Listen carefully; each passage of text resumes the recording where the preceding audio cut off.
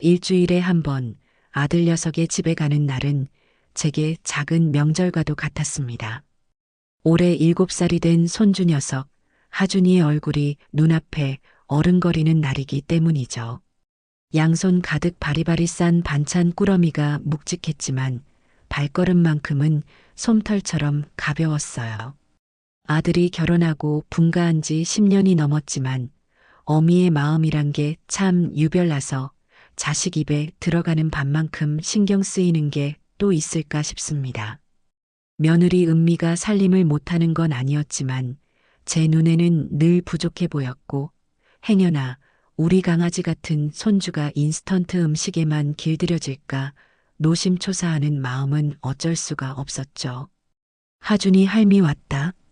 현관 비밀번호를 누르고 들어서자 익숙하면서도 어딘가 낯선 풍경이 저를 맞았습니다. 거실은 여느 때처럼 먼지 한 톨 없이 반짝였지만 분위기는 싸늘하게 가라앉아 있었어요. 보통 이 시간이면 쪼르르 달려나와 제 다리에 매달렸을 하준이는 보이지 않았고 아들 동수와 며느리 은미만이 거실 중앙에서 부자연스러운 자세로 서 있었습니다. 은미는 평소 집에서 입던 편한 옷이 아닌 마치 방송국 아나운서처럼 화사한 원피스를 차려입고 있었고 그 앞에는 스마트폰을 고정해 둔 삼각대가 떡하니 자리를 잡고 있었죠. 스마트폰의 작은 렌즈가 저를 향해 번뜩이는 것 같아 저도 모르게 움찔했습니다. 어머니 오셨어요? 연락이라도 한번 주시지 그러셨어요. 며느리는 입은 웃고 있었지만 눈은 전혀 웃고 있지 않았습니다. 평소에 퉁명스러운 목소리가 아닌 한 톤 높인 상냥한 목소리였지만 그래서 더 소름이 돋았어요. 아들 동수는 제게 다가와 반찬 꾸러미를 받아들며 멋쩍게 웃었습니다. 엄마, 힘들게 뭘 이런 걸 다. 그냥 오시지. 뭐가 힘들어. 우리 하준이 좋아하는 장조림이랑 멸치볶음 좀 했다. 하준이는 방에 있니? 제 물음에 은미가 스마트폰을 향해 과장된 손짓을 하며 끼어들었습니다. 여러분 방금 저희 시어머님이 오셨어요. 저희 아들 너무 예뻐하셔서 이렇게 매주 맛있는 반찬을 해다 주신답니다. 어머님, 우리 구독자님들께 인사 한번 해주세요. 그제야 저는 이 해괴한 상황을 이해할 수 있었습니다. 며느리가 요즘 SNS인지 뭔지에 빠져 산다는 이야기는 들었지만 집에서 이런 방송까지 하고 있을 줄은 몰랐던 거죠. 수십 년을 시장 바닥에서 억척같이 살아온 제 얼굴이 화면에 나가는 것이 영 내키지 않았지만 아들 체면을 생각해 어색하게 손을 한번 흔들어 보였습니다. 화면 속 작은 채팅창에 글자들이 빠르게 올라가는 것이 보였어요. 어머님, 너무 고우시다. 반찬 실력 좋으신가 봐요. 부러워요, 은미님. 며느리는 그 반응이 꽤나 만족스러운 듯 입꼬리를 한껏 끌어올렸습니다. 그럼요, 저희 어머님 손맛이 아주 끝내주신답니다. 저희 집이 이렇게 늘 깔끔하고 고급스러운 것도 다 어머님이 물려주신 안목 덕분 아니겠어요? 호호. 기가 찰 노릇이었습니다. 결혼할 때 아파트 전세금이며 혼수까지 제가 다 해줬건만 그 모든 게 마치 자기 안목 덕분인 양 떠드는 셔누리의 뻔뻔함에 헛웃음이 나왔어요. 아들 녀석은 그저 옆에서 땀만 삐질삐질 흘리며 아내의 거짓말에 동조하고 있었죠. 저는 더 이상 이 불편한 연극에 끼어들고 싶지 않아 슬쩍 자리를 피했습니다. 하준이 방에 가봐야겠다. 부엌을 지나 하준이 방으로 향하는데 식탁 위에 놓인 희한한 물건이 제 눈길을 사로잡았습니다. 금색 보자기에 쌓여 나무 상자 안에 고이 모셔진 귤 하나. 보통 귤이 아니었어요. 어른 주먹보다도 훨씬 크고 껍질은 황금빛으로 윤기가 흘렀으며 꼭지에는 파릇파릇한 이파리까지 달려 있었죠. 마치 진짜 금으로 만든 모형 같기도 했습니다. 세상에 참 별난 귤도 다 있네. 우리 하준이 주려고 사다 놨나 보다. 저는 당연히 귀한 손주 먹이려고 사다 놓은 것이라 생각했습니다. 요즘 젊은 엄마들은 저런 유기농이다, 뭐다 해서 비싼 과일만 골라 먹인다고들 하니까요. 하준이가 저걸 보면 얼마나 좋아할까. 할머니가 까주는 귤이 세상에서 제일 맛있다고 재롱을 부릴 손주의 얼굴이 떠올라 저도 모르게 입가에 미소가 번졌습니다.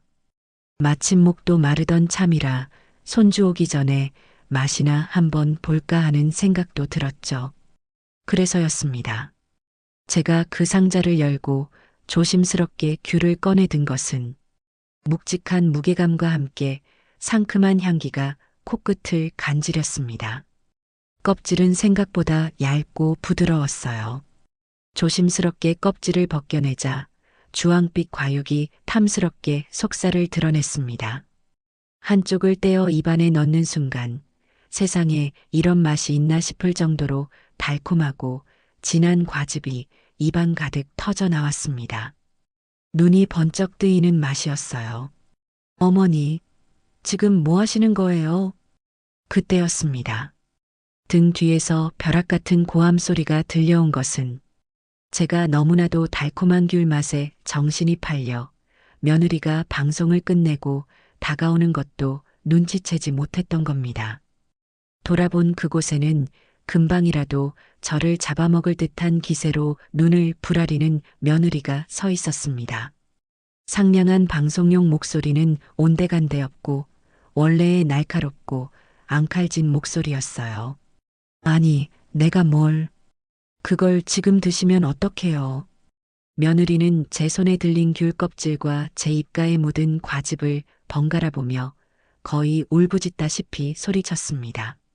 아들 동수도 깜짝 놀라 달려왔고 스마트폰은 여전히 삼각대 위에서 이 모든 광경을 생중계하고 있었죠. 여보, 왜 그래? 엄마가 귤 하나 드신 거 가지고. 귤 하나? 이게 그냥 귤로 보여요? 당신은 이게 뭐 하는 건지 알기나 해? 은미는 분이 안 풀리는지 발을 동동 구르며 악을 썼습니다. 이거 제주도에서 딱 100개만 한정 생산하는 황금향이란 말이에요. 내가 이거 사려고 백화점 오픈 시간 맞춰가서 줄 서고 우리 구독자님들께 자랑하려고 얼마나 벼르고 있었는데 하나에 5만 원짜리란 말이에요. 5만 원. 5만 원. 귤 한 알에 5만 원이라는 소리에 제 귀를 의심했습니다. 시장에서 한 바구니에 5천 원이면 살 수 있는 게 귤인데 그 10배가 넘는 돈을 주고 고작 귤 한 알을 샀다는 사실도 믿기지 않았지만 고작 그거 하나 먹었다고 어미에게 저렇게 대드는 며느리의 모습은 더더욱 믿을 수가 없었습니다. 나는 그게 하준이 주려고 사온 건 줄 알았지. 그렇게 귀한 건 줄 알았으면 내가 손이나 댔겠니. 하준이는 무슨 하준이. 이건 방송 소품이란 말이에요. 소품. 어머니는 정말 도움이 안 되세요.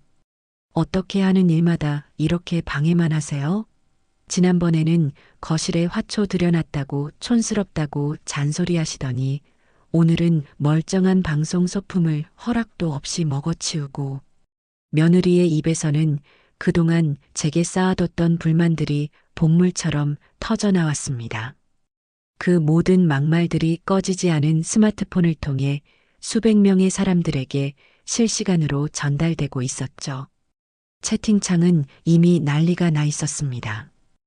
헐, 며느리 인성 실화? 귤 하나 먹었다고 시어머니한테 막말하는 거 봐. 5만 원짜리 귤이 시어머니보다 중요하냐? 은미님 다시 봤어요. 구독 취소합니다. 하지만 이성을 잃은 며느리의 눈에는 아무것도 보이지 않는 듯 했습니다. 그녀는 제 팔을 거칠게 잡아 끌며 현관문 쪽으로 저를 밀어붙이기 시작했습니다. 어머니, 오늘은 이만 돌아가세요. 어머니만 보면 화가 나서 미칠 것 같으니까. 여보, 당신 미쳤어? 왜 이래? 아들 동수가 뒤늦게 며느리를 말렸지만 이미 그녀는 제정신이 아니었습니다. 제 몸은 속수무책으로 현관문 밖으로 밀려났고 육중한 철문이 제 앞에서 쾅 하고 무정하게 닫혔습니다. 손에는 미처 다 먹지 못한 귤 반쪽과 껍질이 들려 있었고 입안에는 아직 그 달콤한 과즙이 남아 있었어요. 차가운 복도에 홀로 서서 저는 한동안 아무 생각도 할 수 없었습니다. 머릿속이 하얗게 비어버린 것 같았죠. 이게 꿈인가 생시인가.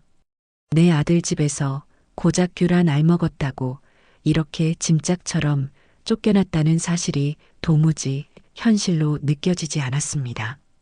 얼마나 지났을까요? 엘리베이터를 타고 1층으로 내려와 아파트 단지를 걸어 나오면서 조금씩 정신이 돌아오기 시작했습니다. 눈물이 나지 않았어요. 슬프지도 않았습니다. 대신 심장 깊은 곳에서부터 차가운 분노가 얼음처럼 얼어붙으며 온몸으로 퍼져나가는 것이 느껴졌습니다. 평생을 자식 하나만 바라보고 살았습니다. 남편 일찍 여의고 시장 좌판에 앉아 꾸준히 마다치 않으며 악착같이 돈을 모았습니다. 그 돈으로 아들 대학 보내고 장가 보내고 집까지 얻어줬습니다. 내 노후는 아들이 책임져 주리라는 막연한 기대를 한 적도 있었죠. 하지만 오늘 그 모든 믿음과 기대가 5만 원짜리 귤 한 알과 함께 산산조각 나버렸습니다. 아파트 정문을 나서자 차가운 밤 공기가 얼굴을 때렸습니다.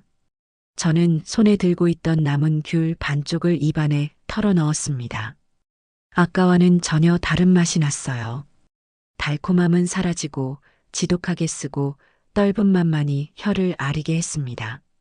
그래, 너희에게 5만 원짜리 귤이 그토록 소중했다면 나는 너희에게 그보다 훨씬 더 소중한 것을 잃게 해주마. 너희가 당연하게 너희의 것이라 믿고 있는 내 모든 것들, 너희가 그토록 자랑하고 싶어하는 그 집, 그 차, 그 모든 것들이 누구의 피와 땀으로 이루어진 것인지 뼈저리게 느끼게 해주마. 집으로 향하는 버스에 앉아 저는 창밖의 야경을 보며 조용히 결심을 굳혔습니다. 이것은 복수가 아닙니다. 내 인생을 되찾기 위한 마지막 몸부림이자 새로운 시작을 위한 선전포고였습니다. 제 손에 들린 스마트폰이 작게 진동했습니다. 아들에게서 온 문자였어요. 어머니, 죄송해요.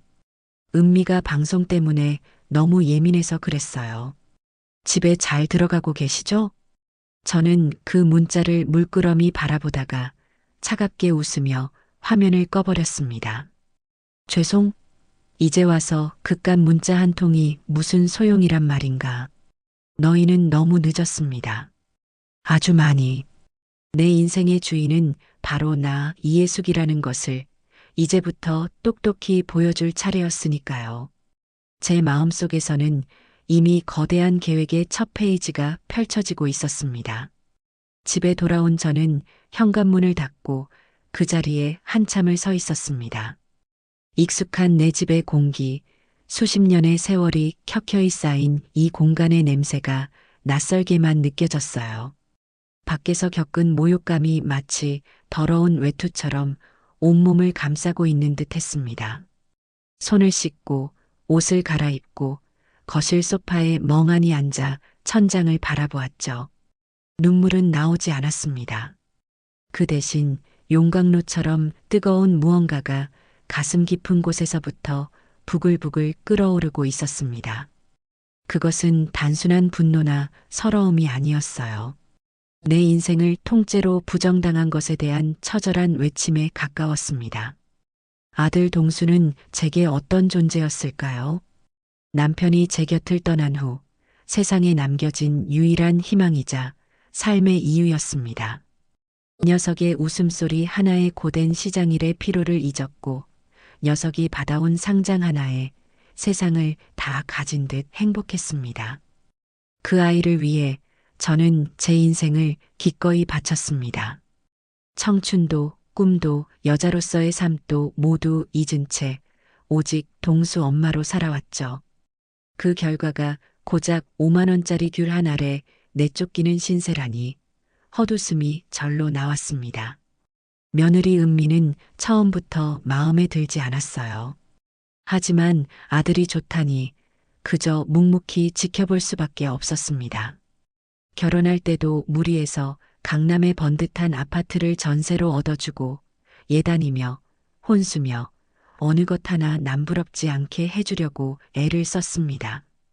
그것이 아들의 길을 살려주는 길이라 믿었기 때문이죠. 하지만 그 모든 것은 저의 어리석은 착각이었습니다. 저의 헌신은 그들에게 당연한 권리가 되었고 저의 존재는 그들의 화려한 삶에 거치적거리는 흠집 정도로 전락해버린 지 오래였던 겁니다. 밤이 깊어지자 저는 자리에서 일어났습니다. 이대로 주저앉아 있을 수만은 없었어요. 안방 장롱 깊숙한 곳, 남편의 양복과 함께 넣어두었던 낡은 나무 상자를 꺼냈습니다.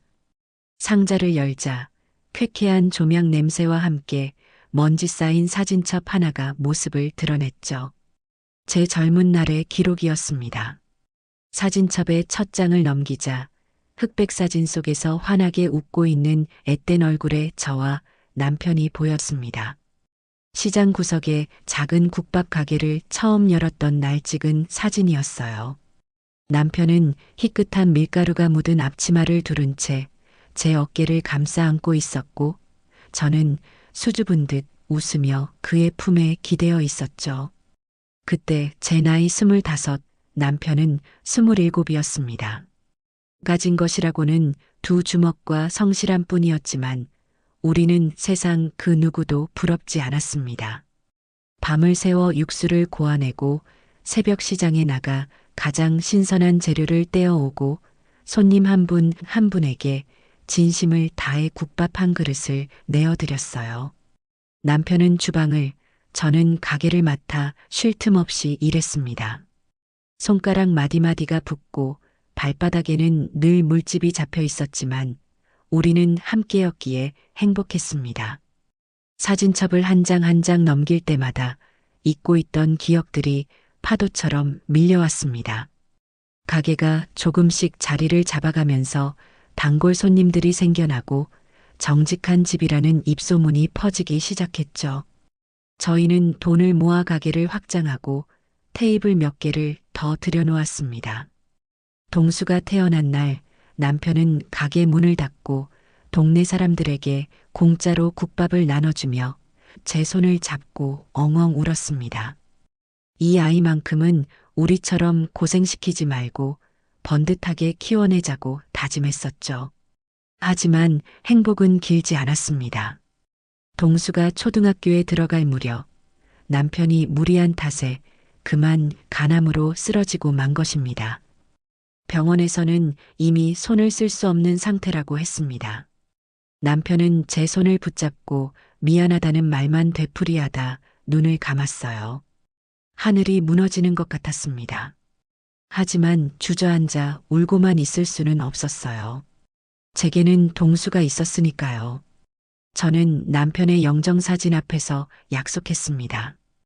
당신 몫까지 내가 2배로 열심히 살아서 우리 동수 세상에서 가장 훌륭한 사람으로 키워내겠다고. 그날 이후 저는 여자의 길을 포기했습니다. 새벽부터 밤늦게까지 가게에 매달렸고 억척같이 돈을 모았습니다. 가게를 하나 더 내고 그 돈으로 작은 상가 건물을 사고 또 땅을 샀습니다. 사람들이 독하다, 무섭다 수군거리는 소리가 들려왔지만 저는 신경 쓰지 않았어요. 오직 동수의 미래만이 제 유일한 목표였으니까요. 그렇게 모은 재산이 지금의 저를 만들었습니다. 하지만 그 과정에서 저는 제 자신을 잃어버렸습니다.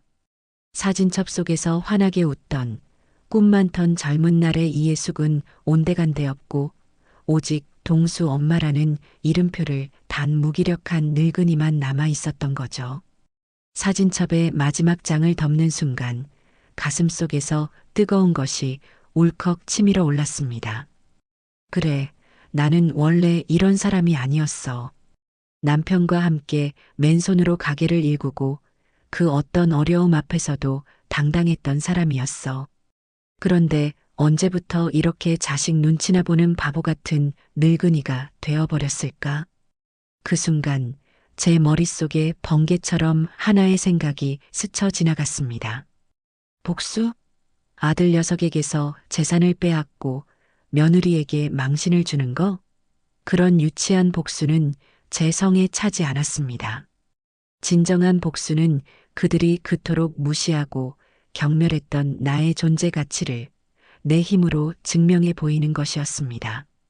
그들이 나의 돈이 아닌 이해숙이라는 사람 자체를 우러러보게 만드는 것. 그것이 진짜 복수였죠. 저는 자리에서 벌떡 일어나 전화기를 들었습니다. 수화기 너머로 들려올 목소리를 떠올리자 심장이 다시 뛰기 시작했습니다. 제게는 아직 혼자가 아니었어요. 제 젊은 날을 기억해주고 저의 진정한 가치를 알아봐줄 단 한 사람이 남아 있었으니까요. 여보세요? 수화기 너머로 들려오는 중후하면서도 힘 있는 목소리. 제 오랜 친구 오경자였습니다.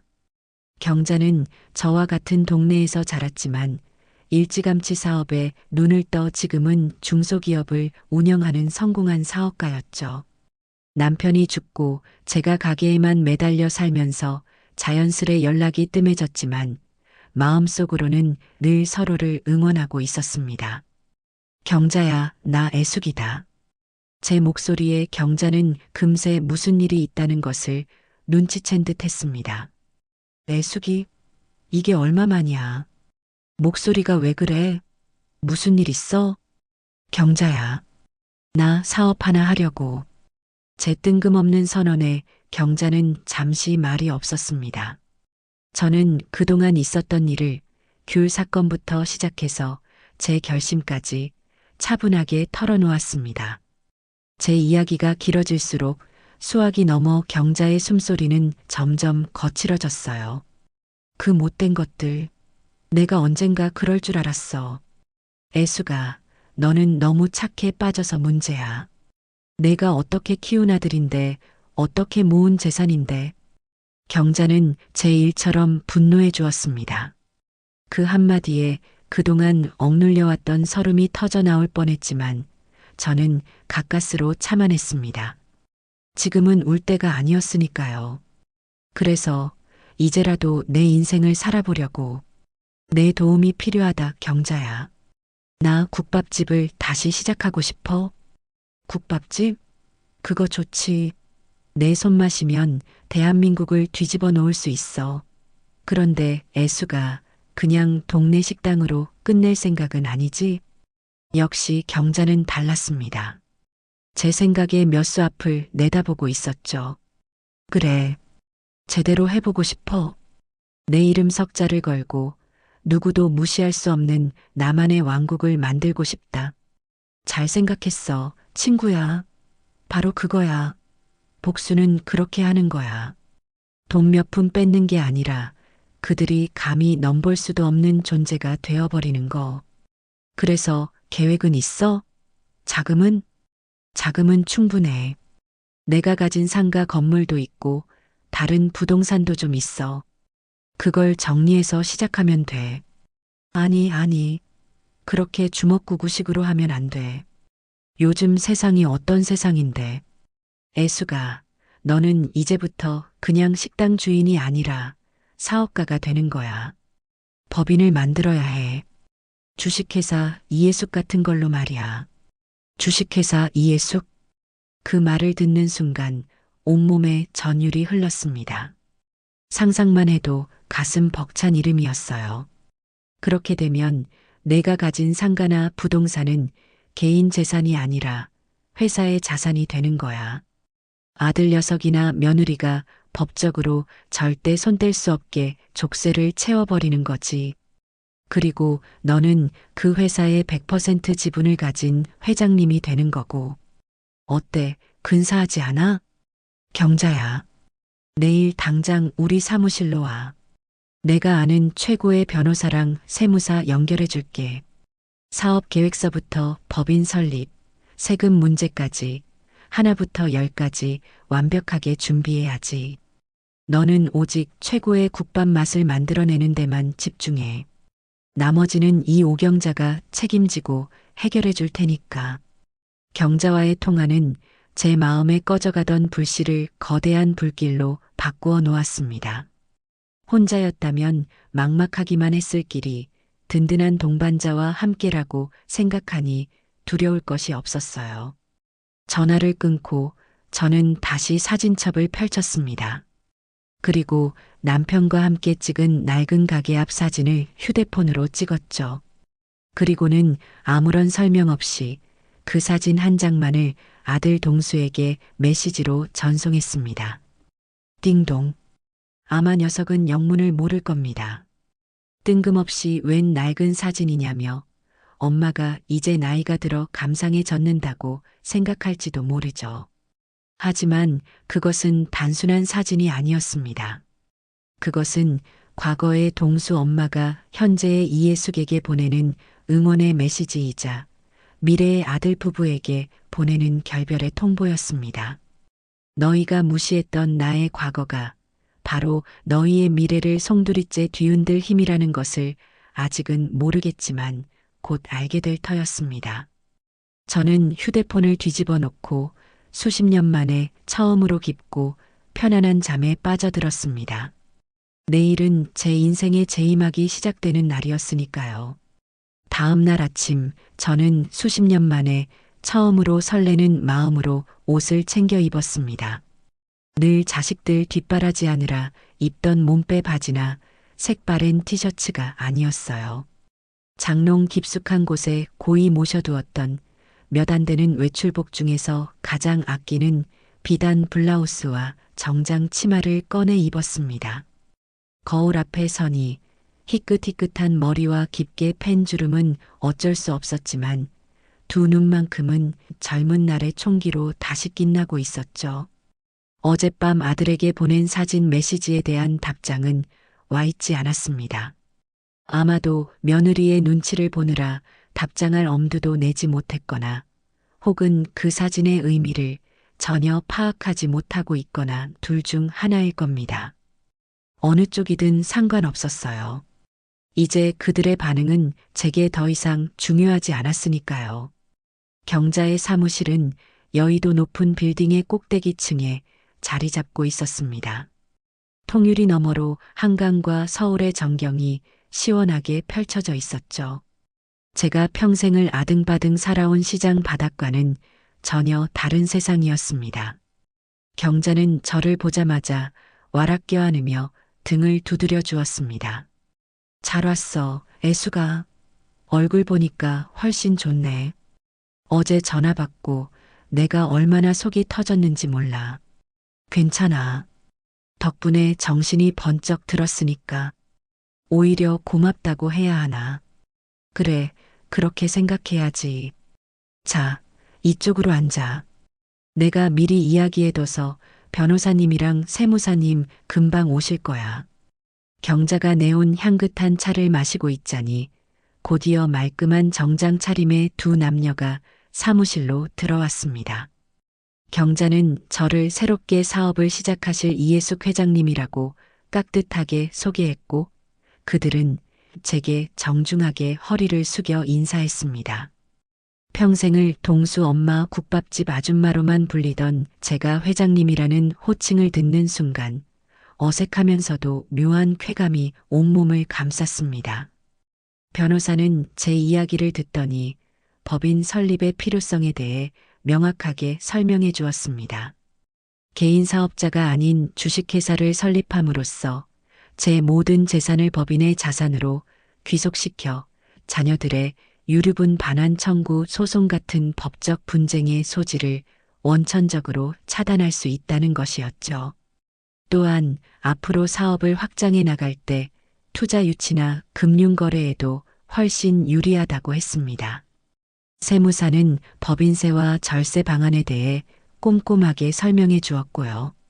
모든 것이 제게는 생소하고 어려운 이야기였지만 두 전문가의 설명을 듣고 있자니 제가 막연하게만 그리던 나의 왕국의 청사진이 점점 더 구체적으로 그려지는 듯 했습니다. 회장님, 법인 이름은 생각해 두신 게 있으십니까? 변호사의 질문에 저는 망설임 없이 대답했습니다. 주식회사 이해숙? 그걸로 하고 싶습니다. 제 이름 석자가 들어간 법인. 그것은 단순한 회사 이름이 아니었습니다. 세상에 대한 저의 출사표이자 제2의 인생을 향한 저의 다짐이었죠. 그날 저는 경자가 연결해준 전문가들의 도움을 받아 법인 설립에 필요한 모든 서류에 도장을 찍었습니다. 일사천리로 진행되는 모든 과정 속에서 저는 제가 더 이상 무기력한 늙은이가 아니라 거대한 배의 선장이 되어 거친 파도를 헤쳐나갈 준비를 하고 있다는 사실을 실감할 수 있었습니다. 며칠 뒤 저는 구청에 가서 주식회사 이해숙이라는 이름이 선명하게 찍힌 사업자 등록증을 발급받았습니다. 얇은 종이 한 장이었지만 제게는 천근만근처럼 무겁고도 소중하게 느껴졌어요. 이제 첫 번째 단추는 끼워졌습니다. 다음은 사업의 기반이 될 공간을 마련하는 것이었죠. 저는 아들 부부가 당연히 자신들의 것이라고 생각하고 있던 제 명의의 낡은 상가 건물로 향했습니다. 그 건물은 남편과 함께 모은 돈으로 처음 장만했던 저희 부부의 피와 땀이 서린 곳이었습니다. 남편이 세상을 떠난 후 마땅히 신경 쓸 여력이 없어 10년 넘게 비워두었던 탓에 건물은 폐허나 다름없었어요. 창문은 깨져 있었고 벽에는 흉물스러운 낙서가 가득했으며 입구에는 쓰레기가 산더미처럼 쌓여 있었죠. 아들 녀석은 이 건물을 팔아서 자기 사업 자금에 보태달라고 몇 번이나 졸랐지만 저는 차마 그럴 수가 없었습니다. 남편과의 추억이 깃든 곳을 제 손으로 없애고 싶지 않았기 때문입니다. 하지만 이제는 달랐습니다. 이 낡고 버려진 공간을 제 꿈이 실현될 화려한 무대로 바꿀 때가 온 것입니다. 저는 곧바로 인테리어 업자를 불렀습니다. 제 계획을 설명하자 업자는 고개를 절레절레 저었습니다. 회장님, 이건 내부 수리 수준이 아니라 건물을 거의 새로 짓는 거나 마찬가지입니다. 비용이 만만치 않을 텐데요. 비용은 걱정하지 마세요. 돈이 얼마가 들든 상관없습니다. 제가 원하는 것은 딱 하나, 이 낡은 건물을 이 동네에서 가장 세련되고 멋진 공간으로 탈바꿈시키는 겁니다. 지나가는 사람들이 모두 쳐다볼 수밖에 없도록 완벽하게 말입니다. 제 단호한 태도에 업자는 더 이상 아무 말도 하지 못했습니다. 그날부터 상가 건물에는 내부 수리 중이라는 커다란 현수막이 내걸렸고 낡은 건물을 부수고 새로 짓는 요란한 공사가 시작되었습니다. 소문은 빠르게 퍼져나갔습니다. 동네 사람들은 오랫동안 흉물처럼 방치되어 있던 건물이 공사를 시작하자 다들 무슨 일인가 궁금해했죠. 그리고 그 소문은 당연하게도 아들 부부의 귀에도 들어갔습니다. 그 주 주말 예상했던 대로 아들 동수와 며느리 은미가 먼지를 뒤집어 쓴 채 씩씩거리며 공사 현장으로 저를 찾아왔습니다. 어머니, 지금 이게 다 뭐예요? 저희랑 상의 한마디도 없이 이 건물을 마음대로 처분하시려는 거예요? 며느리 은미가 대뜸 소리를 질렀습니다. 처분이라는 단어에 힘을 주는 것이 제가 건물을 팔아 현금화할까봐 전전긍긍하는 속내가 뻔히 들여다 보였어요. 아들 동수는 옆에서 어쩔 줄 몰라 하며 제 눈치만 살폈습니다. 엄마, 일단 진정하고 이게 어떻게 된 일인지 설명이라도 좀. 저는 공사 소음 속에서도 평정을 잃지 않고 그들을 제 차로 안내했습니다. 그리고 가방에서 서류 봉투 하나를 꺼내 그들 앞에 내밀었죠. 이게 뭐예요, 어머니? 열어보거라. 은미가 의심스러운 눈초리로 봉투를 열었습니다. 그 안에는 주식회사 이해숙의 법인 등기부등본과 사업자 등록증 사본이 들어 있었죠. 서류를 찬찬히 뜯어보던 은미의 얼굴이 점점 하얗게 질리기 시작했습니다. 아들 동수는 무슨 영문인지 몰라 며느리의 어깨 너머로 서류를 들여다보더니 마찬가지로 입을 떡 벌리고 말았습니다. 주식회사 이해숙? 엄마, 이게 다 뭐야? 보는 그대로다. 나는 이제부터 사업을 시작할 거고 이 건물은 더 이상 내 개인 재산이 아니야. 내가 100% 지분을 가진 내 회사의 자산이란다. 제 차분한 설명에 은미는 믿을 수 없다는 듯 소리쳤습니다. 말도 안 돼. 어머니 재산은 당연히 저희가 상속받아야 할 돈인데 그걸 마음대로 회사 자산으로 만들다니요. 이건 명백한 재산 은닉이에요. 저희한테 한 푼도 안 물려주시려는 수작이잖아요. 드디어 본색을 드러내는구나 싶어 실소가 터져 나왔습니다. 저는 며느리를 똑바로 쳐다보며 차갑게 말했습니다. 내 재산을 너희에게 물려줘야 한다는 법이라도 있니? 내가 평생 땀 흘려 번 돈, 내가 어떻게 쓰든 그건 내 마음이다. 그리고 상속? 너희가 한 짓을 생각하면 나는 너희에게 흙 한 줌도 물려줄 생각이 없단다. 어머니, 그리고 한 가지 더 알려주마. 이 건물뿐만이 아니야. 내가 가진 모든 부동산과 예금 또한 순차적으로 우리 회사 자산으로 편입될 예정이다. 그러니 이제부터 내 재산에 대해선 꿈도 꾸지 않는 게 좋을 거야. 제 단호한 선언에 아들 부부는 아무 말도 하지 못했습니다. 그들은 저의 결심이 진심이라는 것을, 그리고 자신들이 더 이상 기댈 곳이 없다는 사실을 그제야 어렴풋이 깨닫기 시작한 듯 보였어요. 하지만 뻔뻔한 며느리는 이대로 물러설 생각이 없는 듯 했습니다.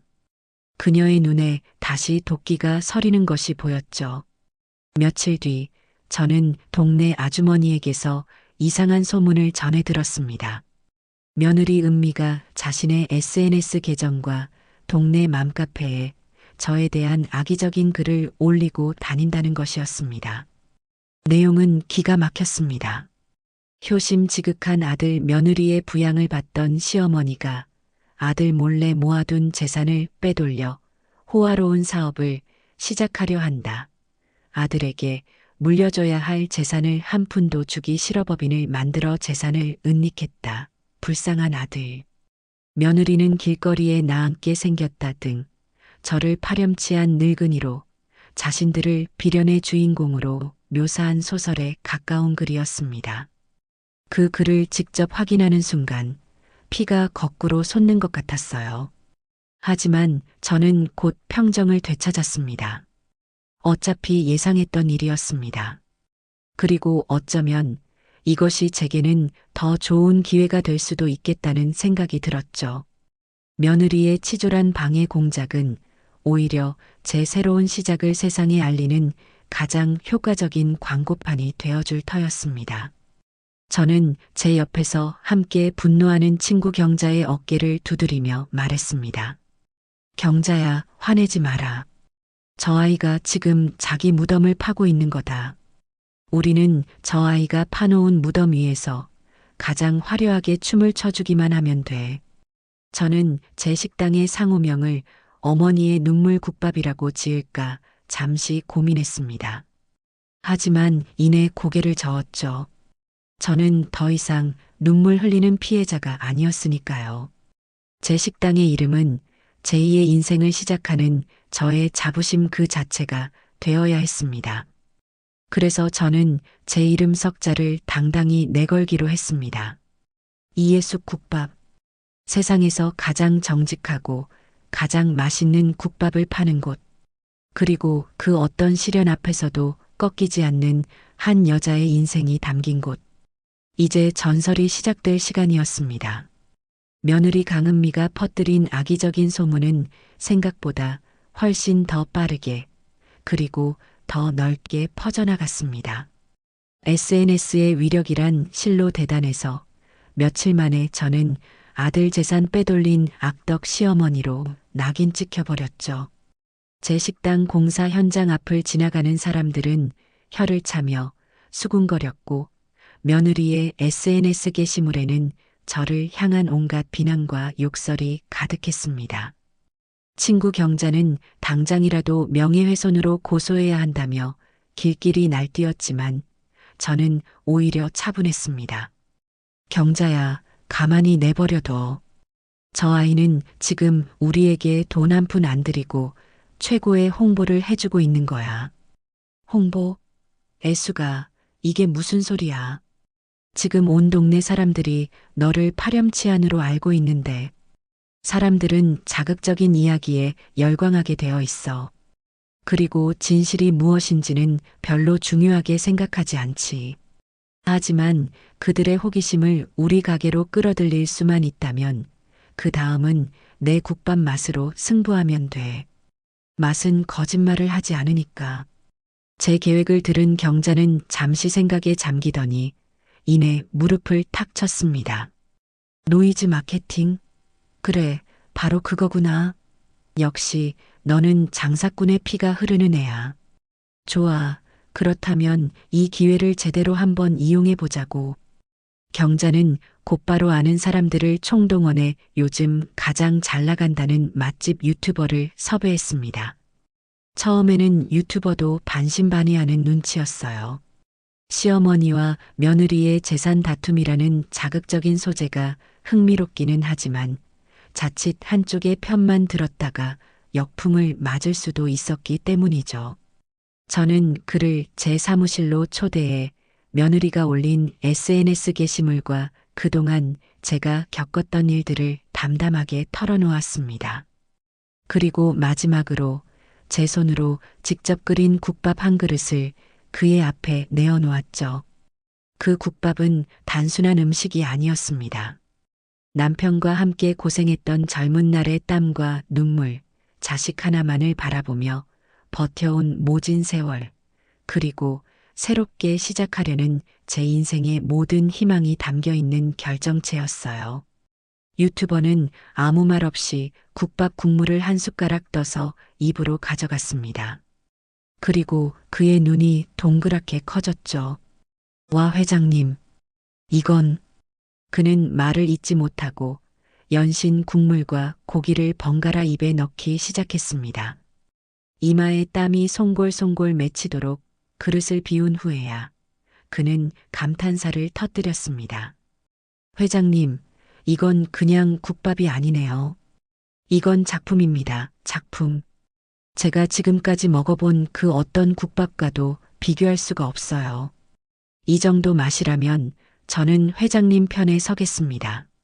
아니, 진실의 편에 서겠습니다. 그렇게 이예숙 국밥의 오픈 날짜에 맞춰 유튜버의 영상이 업로드되었습니다. 영상의 제목은 아주 자극적이었죠. 단독 취재 5만 원짜리 귤 하나 때문에 아들 집에서 쫓겨난 시어머니, 전 재산을 걸고 차린 눈물의 국밥집의 진실은?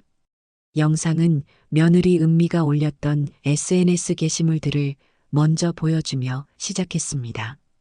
그리고는 제 인터뷰와 함께 제가 수십 년간 간직해온 낡은 사진첩, 낡고 허름했던 상가 건물이 화려하게 변신하는 과정, 그리고 마침내 완성된 이예숙 국밥의 모습을 차례로 보여주었죠. 영상의 하이라이트는 유튜버가 제 국밥을 먹는 장면이었습니다. 그는 국밥의 맛을 전문적으로 평가하면서도 그 안에 담긴 저의 인생 이야기를 풀어내며 시청자들의 감성을 자극했습니다. 그리고 마지막으로 이런 멘트를 남겼죠. 진실이 무엇인지는 여러분 각자가 판단하실 몫입니다. 하지만 저는 오늘 한 그릇의 국밥에서 한 여인의 위대한 인생을 보았습니다. 과연 5만 원짜리 귤이 수십 년의 헌신을 바친 어머니를 내쫓을 만한 가치가 있었을까요?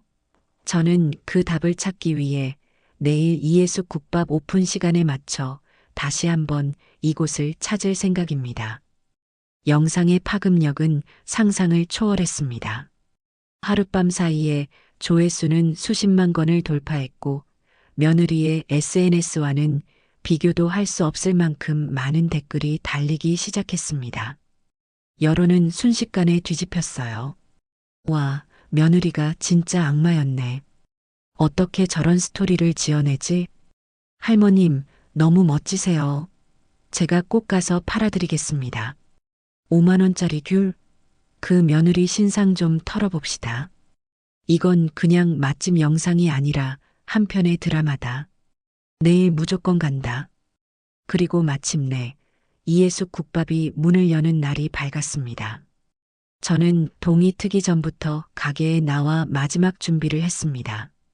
반짝반짝 윤이 나도록 닦은 테이블, 정갈하게 놓인 수저, 그리고 가마솥에서 밤새도록 끓어오른 뽀얀 육수, 모든 것이 완벽했습니다. 과연 사람들이 올까 긴장되는 마음으로 문 밖을 내다본 저는 제 눈을 의심할 수밖에 없었습니다. 가게 앞에는 이미 수십 명의 사람들이 길게 줄을 서 있었기 때문이죠. 유튜버의 영상을 보고 찾아온 사람들이었습니다. 사장님, 힘내세요. 국밥 먹고 혼쭐을 내주러 왔습니다. 사람들은 제게 응원의 메시지를 보내주었고 저는 울컥하는 마음을 애써 누르며 그들을 향해 깊이 허리를 숙였습니다. 가게 문이 열리자 손님들은 약속이라도 한 듯 밀려 들어왔고 100평 남짓한 가게는 순식간에 가득 찼습니다. 저와 미리 교육받은 직원들은 쉴 틈 없이 움직였어요. 주문이 폭주했고 국밥은 끓이는 족족 팔려나갔습니다. 손님들의 반응은 폭발적이었습니다. 다들 국밥 맛에 감탄하며 엄지를 치켜 세웠죠. 이야, 진짜 인생 국밥이다. 국물이 어떻게 이렇게 깊고 진하지? 고기도 엄청 부드럽고 냄새가 하나도 안 나네. 이건 그냥 음식이 아니라 보약이야, 보약. 점심시간이 되자 줄은 더욱 길어졌고 방송국 카메라까지 찾아와 가게 앞 풍경을 스케치하기 시작했습니다. 준비해둔 재료는 오후 3시가 되기도 전에 모두 동나버렸죠. 저는 어쩔 수 없이 재료 소진 팻말을 내걸고 아쉬워하는 손님들에게 연신 고개를 숙여 사과해야 했습니다. 그날 저녁 녹초가 된 몸으로 직원들과 함께 가게를 정리하고 있는데 친구 경자가 상기된 얼굴로 달려왔습니다. 그녀는 제게 자신의 스마트폰 화면을 보여주었죠. 화면에는 며느리 은미의 SNS 계정이 떠 있었습니다. 그리고 그곳은 이미 전쟁터가 되어 있었어요. 수천, 수만 개의 비난 댓글이 그녀의 게시물마다 달려 있었습니다. 당신이 바로 그 5만 원짜리 귤 며느리? 사람이 어떻게 그렇게 사악할 수가 있어요? 시어머니 등골 빼서 명품 사고 방송 소품 사는 기분은 어땠나? 당신 같은 사람 때문에 다른 며느리들까지 욕먹는 거야. 당장 사과하고 계정 폐쇄해. 이미 신상 다 털렸던데 앞으로 길거리 어떻게 다니려고 그래? 조롱과 비난, 욕설이 뒤섞인 댓글의 홍수 속에서 며느리가 뒤늦게 올린 변명글은 아무런 힘을 쓰지 못했습니다. 오히려 사람들의 분노에 기름을 붓는 격이 되었죠. 결국 그녀는 모든 게시물을 삭제하고 자신의 계정을 비공개로 전환했다가 얼마 지나지 않아 완전히 폐쇄해버렸습니다. 그녀가 그토록 자랑하고 싶어 했던 화려한 디지털 세상 속에서 그녀는 스스로를 고립시키고 소멸해버린 것입니다. 저는 조용히 경자의 스마트폰 화면을 껐습니다. 통쾌했지만 마냥 기쁘지만은 않았어요. 어쩌다 우리는 이렇게까지 되어버렸을까? 씁쓸한 마음이 드는 것은 어쩔 수가 없었죠. 하지만 후회는 없었습니다. 이것은 제가 선택한 길이었고 이제 겨우 첫걸음을 뗐을 뿐이었으니까요. 저는 텅 빈 가게를 둘러보았습니다. 아직 음식 냄새가 채 가시지 않은 공간, 손님들의 온기가 남아있는 이곳이 바로 제 새로운 세상이었습니다. 창밖으로는 어둠이 짙게 깔리고 있었지만 이예숙 국밥이라는 간판만은 대낮처럼 환하게 빛나고 있었습니다. 그 불빛을 바라보며 저는 조용히 다짐했습니다.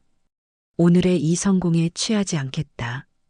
더 겸손하게, 더 정직하게, 오직 맛으로 사람들의 마음을 얻겠다. 그리고 언젠가 아들 녀석이 우리 어머니가 이예숙 국밥의 회장님이다라고 자랑스럽게 말할 수 있는 날이 오게 만들겠다. 물론 그때가 와도 제 재산을 녀석에게 물려줄 생각은 추호도 없었지만 말입니다. 전설은 이제 막 시작되고 있었습니다. 이예숙 국밥의 성공은 결코 하루살이 열풍이 아니었습니다. 오픈 첫날의 폭발적인 관심이 사그라들고 나면 거품이 꺼질 것이라 예상했던 사람들도 있었지만 그들의 예상은 보기 좋게 빗나갔죠. 저는 기본에 충실했습니다. 매일 새벽같이 일어나 그날 사용할 가장 신선한 재료를 직접 확인했고 밤새 고아낸 육수의 염도를 단 한 치의 오차도 없이 맞췄습니다. 손님상에 나가는 김치 한 조각, 깍두기 한 알까지 제 손을 거치지 않은 것이 없었어요. 맛은 정직했고 손님들은 그 정직함에 기꺼이 지갑을 열고 다시 찾아주었습니다. 입소문은 무서운 속도로 퍼져나갔습니다. 처음에는 유튜버의 영상을 보고 찾아온 호기심 어린 손님들이 대부분이었지만 시간이 지날수록 순수하게 제 국밥 맛에 반해 찾아오는 단골 손님들이 기하급수적으로 늘어났어요. 점심시간에는 인근 직장인들로, 저녁 시간에는 가족 단위 손님들로 가게는 매일같이 인산인해를 이루었습니다. 저는 여기서 멈추지 않고 계절에 맞는 특선 메뉴를 개발해 손님들에게 새로운 즐거움을 선사했죠.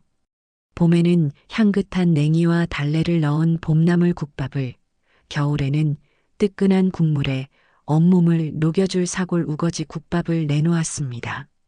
저의 시도는 매번 성공적이었고 이예숙 국밥은 이제 단순한 맛집을 넘어 하나의 브랜드로 자리 잡기 시작했습니다. 반면 제 성공이 빛을 발할수록 아들 부부의 삶은 끝없는 어둠 속으로 추락하고 있었습니다. 그 소식은 제가 굳이 알아보려 하지 않아도 여러 사람들의 입을 통해 제 귀에까지 흘러들어왔어요. 며느리 은미는 그 사건 이후로 완전히 두문불출하고 있다고 했습니다. 그녀의 인생 그 자체였던 SNS 계정은 폐쇄되었고 그녀를 따르던 구독자들은 이제 그녀를 향해 손가락질하는 안티팬으로 돌아섰죠. 화려한 인플루언서의 삶을 꿈꾸던 그녀는 이제 동네 슈퍼에 장을 보러 나가는 것조차 두려워하는 신세가 되었다고 합니다. 가끔 마주치는 동네 사람들의 경멸 어린 시선과 뒤에서 들려오는 수군거림을 견딜 수 없었던 것이겠죠. 그녀가 유일하게 할 수 있는 일은 집안에 틀어박혀 이 모든 사태의 원인을 남편인 동수에게 돌리며 악을 쓰는 것뿐이라고 했습니다. 다 당신 때문이야. 당신이 중간에서 역할만 제대로 했어도 일이 이 지경까지 오지는 않았을 거라고. 그깟 귤 하나 가지고 어머니를 그렇게 몰아세우지만 않았어도. 뭐, 이제 와서 내 탓을 해? 그 5만 원짜리 귤 가지고 방송 소품이니 뭐니 하면서 어머니를 개쫓듯 쫓아낸 게 누군데. 당신의 그 허영심 때문에 우리 인생이 전부 망가진 거야. 그들의 집에서는 매일같이 고성이 오가는 부부 싸움이 끊이지 않는다고 했습니다. 한때는 인꼬 부부인 척, 행복한 가정인 척 SNS에 전시하기 바빴던 그들의 관계는 돈과 체면이라는 허울이 벗겨지자 앙상한 가시만 남은 채 서로를 잔인하게 핥히고 있었죠.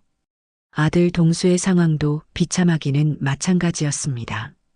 불효자라는 낙인은 그의 직장 생활에까지 그림자를 드리웠습니다. 회사 동료들은 그를 대놓고 피하거나 뒤에서 조롱하기 일쑤였고 중요한 프로젝트에서는 번번이 배제되었습니다. 그의 평판은 바닥으로 곤두박질 쳤고 승진은커녕 제자리를 지키는 것조차 위태로운 상황이 되어버렸죠. 한때는 아내의 SNS 라이브 방송에 출연해 배경처럼 서서 어색하게 웃던 그였지만 이제는 그 웃음마저 사라진 초라한 패배자의 얼굴을 하고 있을 뿐이었습니다. 그들의 몰락 소식을 전해 들을 때마다 제 마음 한구석이 아예 쓰리지 않았다면 거짓말일 겁니다. 그래도 하나뿐인 아들이고 제 손으로 길러낸 자식인데 어찌 마음이 편할 수만은 있었을까요? 하지만 저는 결코 흔들리지 않았습니다. 동정심 때문에 제 발으로 다시 과거의 지옥으로 돌아갈 수는 없는 노릇이었으니까요. 그들은 스스로 뿌린 씨앗의 열매를 거두고 있을 뿐이었습니다. 저는 그들이 서로를 물어뜯으며 무너져 내리는 동안 더욱더 높이 날아오르기 위해 제 모든 것을 쏟아부었습니다. 가게가 안정적인 궤도에 오르자 저는 친구 경자와 함께 다음 단계를 계획하기 시작했죠. 애수가 이제 2호점을 낼 때가 된 것 같아. 이 기세를 몰아서 확실하게 사업을 확장해야지. 나도 그렇게 생각해. 그런데 이번에는 그냥 가게만 빌려서 들어가는 게 아니라 아예 건물을 하나 사는 건 어떨까 싶어. 제 말에 경자는 눈을 동그랗게 떴습니다. 건물을 산다고? 애수가 너 정말 배포가 대단하구나. 이왕 시작한 거 제대로 된 나만의 왕국을 만들고 싶어. 남의 건물에 새 들어 사는 건 성에 차지 않아. 온전히 내 소유의 공간에서 내 뜻대로 모든 것을 펼쳐 보이고 싶다. 저는 제 사업이 단순한 식당 운영으로 끝나기를 원치 않았습니다. 그것은 제2의 인생을 건 저의 도전이자 저의 자부심 그 자체였으니까요. 경자는 제 뜻을 이해하고 곧바로 최고의 부동산 전문가를 수소문해 주었습니다. 우리는 서울 시내의 여러 상권을 분석하며 2호점 부지를 물색하기 시작했죠. 몇 주간의 발품 끝에 우리는 마포의 한적한 골목에 숨겨져 있던 3층짜리 낡은 건물을 발견했습니다. 겉보기에는 허름했지만 주변으로 새로운 상권이 형성되고 있는 발전 가능성이 무궁무진한 곳이었어요. 바로 여기다. 저는 망설임 없이 계약을 결정했습니다. 1호점을 짓고 남은 자금과 그동안 식당에서 벌어들인 수익을 합치니 건물 매입 자금은 충분했습니다. 계약서에 도장을 찍는 순간 저는 짜릿한 희열을 느꼈습니다. 이것은 단순한 건물 하나를 산 것이 아니었어요. 제 미래를, 제 꿈을 통째로 사들인 것과 같은 기분이었습니다. 2호점 공사가 시작되었다는 소식은 아들 부부에게는 최후 통첩이나 다름없었을 겁니다. 제가 단순히 화가 나서 벌인 일회성 시위가 아니라 정말로 그들을 배제한 채 새로운 인생을 살아가고 있다는 명백한 증거였으니까요. 그제야 그들은 자신들이 돌이킬 수 없는 강을 건넜다는 사실을, 그리고 자신들이 기댈 수 있는 마지막 동아줄이 끊어졌다는 사실을 깨달았을 겁니다. 어느 날 저녁 마감을 준비하며 가게를 정리하고 있는데 한 직원이 다급하게 저를 불렀습니다. 회장님, 가게 앞에 아드님이랑 며느님이 와 계십니다. 유리문 너머로 초라한 행색의 두 사람이 보였습니다. 화려했던 과거의 모습은 온데간데 없고 금방이라도 쓰러질 것처럼 위태로워 보였죠. 며느리 은미는 화장기 없는 얼굴에 눈물 자국이 선명했고 아들 동수는 깊게 팬 주름과 퀭한 눈으로 땅바닥만 내려다보고 있었습니다. 그들은 저와 눈이 마주치자 약속이라도 한 듯 그 자리에 무릎을 꿇었습니다. 어머니, 저희가 다 잘못했어요. 제발 용서해 주세요. 어머니, 저희가 정말 죽을 죄를 지었습니다. 한 번만, 딱 한 번만 더 기회를 주세요. 그들의 절규가 두꺼운 유리문을 뚫고 제 귓가에 희미하게 들려왔습니다. 이번에는 연기가 아닌 것 같았어요. 벼랑 끝에 몰린 자들의 처절한 몸부림이었죠. 직원들은 어쩔 줄 몰라 하며 제 눈치만 살폈습니다. 하지만 제 마음은 얼음장처럼 차가웠습니다. 저는 곁에 있던 점장에게 나지막이 말했어요. 김 점장, 밖에 나가서 저분들에게 전해주게. 점장은 잠시 망설이다가 이내 결심한 듯 고개를 끄덕이고 가게 문을 열고 나갔습니다. 무릎 꿇은 아들 부부 앞에 선 점장은 제가 시킨 말을 기계처럼 내뱉었습니다. 회장님께서는 오늘 손님들을 너무 많이 상대하셔서 몹시 피곤하시답니다. 그리고 저희 가게는 영업이 끝났으니 다른 손님들처럼 내일 다시 찾아오시지요. 물론 내일도 줄이 길어서 국밥을 드실 수 있을지는 잘 모르겠습니다. 그 말을 듣는 순간 아들 부부의 얼굴에 떠오른 표정을 저는 잊을 수가 없습니다. 절망, 그리고 완전한 체념. 차라리 제가 직접 나가 소리를 지르고 뺨이라도 때렸다면 그들은 덜 비참했을지도 모릅니다. 하지만 회장님이라는 극존칭과 다른 손님들이라는 단어는 그들과 저 사이에 더 이상 어떠한 사적인 관계도 남아있지 않다는 것을 확인시켜주는 잔인한 사형 선고나 다름없었을 테니까요. 점장은 그들을 뒤로 한 채 가게로 들어와 문을 굳게 잠갔습니다. 아들 부부는 한동안 그 자리에서 망연자실한 채 일어나지 못하다가 이내 서로를 부축하며 힘없이 어둠 속으로 사라졌습니다. 저는 그들의 뒷모습을 끝까지 지켜보았습니다. 그리고 조용히 돌아섰죠. 더 이상 그들을 위해 흘릴 눈물도 나눠줄 동정심도 제게는 남아있지 않았습니다. 그들이 건널 수 없는 강 저편으로 사라진 것처럼 저 또한 새로운 세상을 향해 굳건히 나아가야 할 때였습니다. 2호점까지 성공적으로 개업하고 주식회사 이해숙이 명실상부한 외식업계의 신흥 강자로 떠오르면서 제 삶은 그야말로 상전벽해라는 말이 어울릴 정도로 달라졌습니다. 돈과 명예, 그리고 누구도 함부로 할 수 없는 확고한 위치. 제가 꿈꾸던 모든 것을 이룬 것 같았죠. 하지만 이상하게도 마음 한구석은 계속해서 허전했습니다. 밤에 잠자리에 누우면 내가 과연 잘 살고 있는 것인가 하는 근원적인 질문이 머릿속을 맴돌곤 했어요. 아들 부부에게 통쾌한 복수를 하고 그들이 무너져 내리는 모습을 보며 얻었던 짜릿함은 시간이 지날수록 희미해졌고 그 자리에는 씁쓸한 뒷맛만이 남아 있었습니다. 그러던 어느 날 저는 늦은 저녁을 먹으며 무심코 텔레비전을 켰습니다. 마침 시사 프로그램에서 독거노인 문제에 대해 다루고 있었죠. 화면 속에는 자녀들에게 버림받고 차가운 단칸방에서 홀로 겨울을 나고 있는 노인들의 비참한 삶이 고스란히 담겨 있었습니다. 낡고 해진 옷, 텅 빈 냉장고, 그리고 세상에 대한 원망과 외로움이 가득한 눈빛. 저는 그들의 모습에서 불현듯 저의 과거를 보았습니다. 만약 제가 그날 5만 원짜리 귤 하나에 모든 것을 포기하고 주저앉아 버렸다면 어쩌면 저 또한 저런 모습으로 쓸쓸한 노년을 보내고 있었을지 모를 일이었죠. 가슴이 먹먹해졌습니다.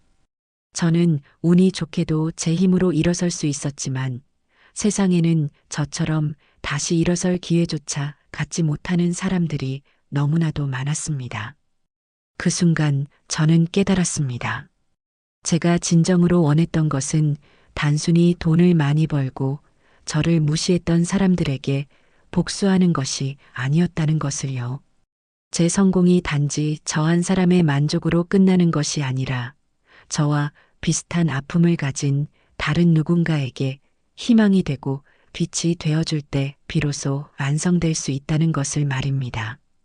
다음 날 저는 곧바로 친구 경자를 찾아갔습니다. 그리고 제 생각을 털어놓았죠. 경자야, 나 이제부터 좀 다른 일을 해보고 싶어. 내가 번 돈을 나보다 더 어려운 사람들을 위해 의미 있게 쓰고 싶다.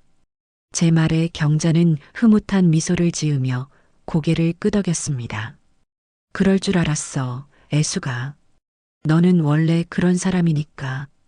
그래서 구체적으로 어떤 계획을 가지고 있는데? 그냥 기부를 하려는 거야? 아니, 단순히 돈 몇 푼 기부하는 걸로는 부족할 것 같아. 나는 그들에게 물고기를 잡아주는 것이 아니라 물고기 잡는 법을 알려주고 싶어. 그들 스스로의 힘으로 당당하게 자립할 수 있도록 실질적인 도움을 주고 싶다. 자립이라 그거 정말 좋은 생각이다. 그렇다면 그냥 개인적으로 돕는 것보다는 아예 재단을 하나 만드는 게 어때? 훨씬 더 체계적이고 투명하게 운영할 수 있을 거야. 재단. 그 단어는 제게 또 다른 영감을 주었습니다. 주식회사 이해숙이 저의 성공 신화였다면 재단은 제 성공을 사회에 환원하고 제 인생의 가치를 증명하는 새로운 이정표가 될 수 있을 것 같았어요. 그래, 재단을 만들자. 내 이름 석자를 걸고 이 세상의 모든 소외된 어르신들에게 든든한 버팀목이 되어줄 수 있는 그런 재단을 말이야. 그날 이후 저는 다시 한번 새로운 도전을 시작했습니다.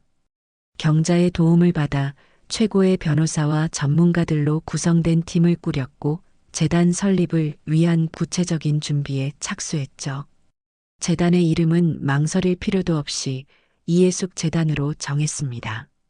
그리고 재단의 목표를 자녀의 부양을 받지 못하는 노인들의 경제적 자립 및 정서적 지원으로 명확히 설정했습니다.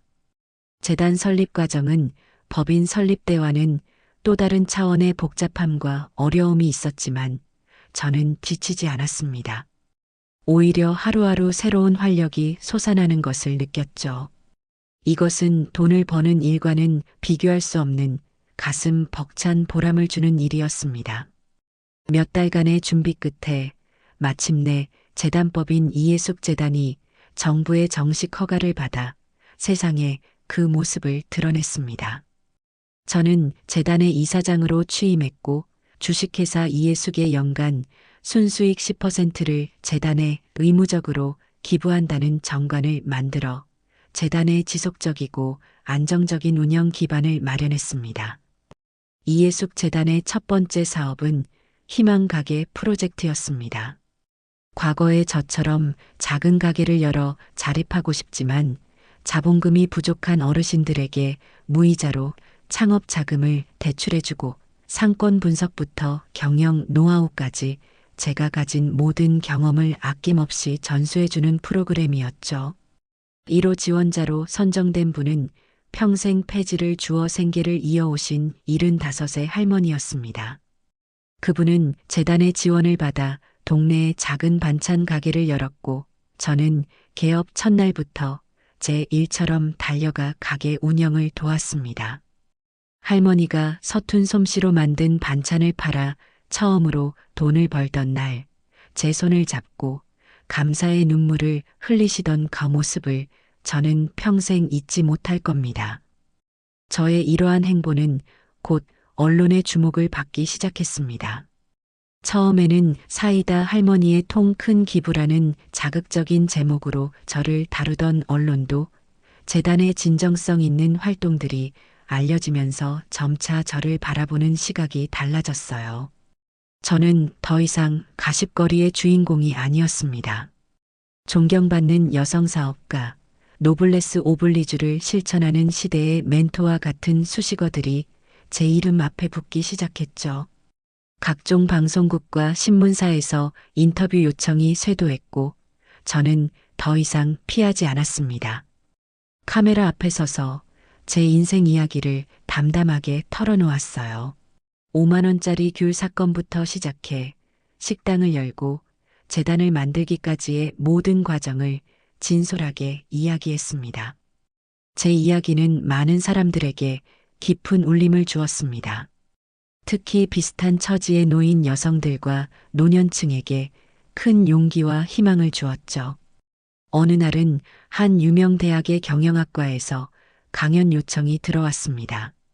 수백 명의 젊은 학생들이 가득 찬 강당에 서니 만감이 교차했어요. 평생을 시장 바닥에서 보낸 제가 대한민국 최고의 인재들이 모인다는 대학 강단에 서게 될 줄 누가 상상이나 했을까요? 저는 떨리는 마음을 가다듬고 학생들에게 제가 생각하는 진정한 성공에 대해 이야기했습니다. 여러분, 저는 돈을 많이 버는 것이 성공이라고 생각하지 않습니다. 높은 자리에 오르는 것이 성공이라고 생각하지도 않아요. 제가 생각하는 진정한 성공은 어제의 나보다 오늘의 내가 조금 더 나은 사람이 되는 것, 그리고 나의 존재가 다른 누군가에게 선한 영향력을 줄 수 있는 사람이 되는 것입니다. 여러분도 부디 자신만을 위한 성공이 아닌 우리 모두를 위한 따뜻한 성공을 꿈꾸는 리더가 되어 주시길 바랍니다. 제 강연이 끝나자 강당은 떠나갈 듯한 박수 소리로 가득 찼습니다. 그 순간 저는 깨달았습니다. 이것이 바로 제가 진정으로 원했던 복수의 완성이라는 것을요. 아들 부부의 기억 속에서 저는 고작 5만 원짜리 귤에 집착하던 초라한 늙은이일지 모르지만 이제 세상 사람들의 기억 속에서 저는 자신의 힘으로 우뚝 선 사업가이자 따뜻한 나눔을 실천하는 존경받는 어른으로 기억될 터였습니다. 그 어떤 법적인 승소나 금전적인 보상보다도 이것이야말로 가장 완벽하고도 품격 있는 승리였습니다. 제가 사회적으로 존경받는 인물로 거듭날수록 아들 부부는 더욱더 깊은 수렁으로 빠져들었습니다. 그들에게는 이제 돌아갈 다리도 기어오를 절벽도 남아있지 않았죠. 저의 성공 스토리가 미디어를 통해 연일 보도되는 것은 그들에게는 살아있는 지옥과도 같았을 겁니다. 세상 모든 사람들이 저를 칭송하는 동안 그들은 페류나라는 주홍글씨를 이마에 새긴 채 숨어 지내야 했으니까요. 결국 벼랑 끝에 몰린 그들은 상상할 수 있는 가장 최악의 그리고 가장 치졸한 수를 두기에 이르렀습니다. 어느 날 저는 법원으로부터 두툼한 서류 봉투 하나를 받게 되었어요. 봉투 안에는 성년후견 개시 심판 청구서라는 제목의 서류가 들어 있었습니다. 청구인은 아들 김동수, 사건 본인은 바로 저 이해숙이었습니다. 서류의 내용을 읽어내려가는 동안 제 손은 분노로 부들부들 떨렸습니다. 아들 녀석은 제가 고령으로 인해 정상적인 판단 능력을 상실했으며 주변 사람에게 조종당해 평생 모은 재산을 탕진하고 있다고 주장했습니다. 특히 제가 재단을 설립해 거액의 돈을 기부하는 행위는 명백한 비정상적인 재산 처분이며 이는 저의 정신 상태에 심각한 문제가 있다는 증거라고 적혀 있었죠. 따라서 법원이 자신들을 저의 성년후견인으로 지정하여 어머니의 남은 재산을 보호하고 관리할 수 있도록 해달라는 것이 청구의 요지였습니다. 기가 막혀서 말이 나오지 않았습니다. 저를 정신병자 취급하며 제 모든 것을 법의 이름으로 빼앗아가겠다는 마지막 발악. 이것은 더 이상 단순한 가족 간의 다툼이 아니었어요. 제 인격과 인생 전체를 모독하고 짓밟으려는 명백한 선전포고였습니다. 저는 곧바로 경자와 변호사에게 연락했습니다. 제 이야기를 들은 경자는 전화기 너머로 욕설을 퍼부으며 당장 그놈들을 찾아가 머리채라도 잡아야겠다고 소리쳤지만 저는 오히려 차분하게 그녀를 말렸습니다. 경자야, 흥분하지 마. 저들이 스스로 무덤을 파고 들어가는구나. 우리는 그저 관 뚜껑에 마지막 못질만 해주면 돼. 변호사 역시 제 편에서 자신만만하게 말했습니다. 회장님, 아무 걱정 마십시오. 이건 말도 안 되는 소송입니다. 오히려 저들의 파렴치함만 세상에 드러내는 결과가 될 겁니다. 저희는 그저 압도적인 증거로 품위 있게 반격하면 됩니다. 심판 기일이 잡히고 저는 법정으로 향했습니다. 아들 부부는 저를 초라하고 병든 늙은이로 만들기 위해 온갖 노력을 기울였을 테지만 저는 그들의 의도대로 움직여주지 않았습니다. 저는 그날 제 옷장에서 가장 비싸고 세련된 정장을 꺼내 입었습니다. 머리는 단정하게 올리고 옅은 화장으로 혈색을 더했죠. 제 모습은 법의 보호가 필요한 연약한 노인이 아니라 수십 명의 직원을 거느린 주식회사의 회장이자 재단의 이사장 그 자체였습니다. 법정에 들어서자 반대편에 앉아 있는 아들 부부의 모습이 보였습니다. 그들은 저의 당당한 모습에 오히려 당황한 기색이 역력했어요. 재판이 시작되고 아들 측 변호사가 먼저 청구 이유를 설명하기 시작했습니다.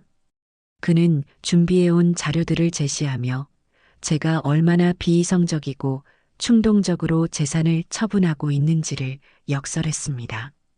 저의 식당 사업은 운이 좋았을 뿐이며 재단 설립은 과대망상에 사로잡힌 비정상적인 행동이라고 폄하했죠.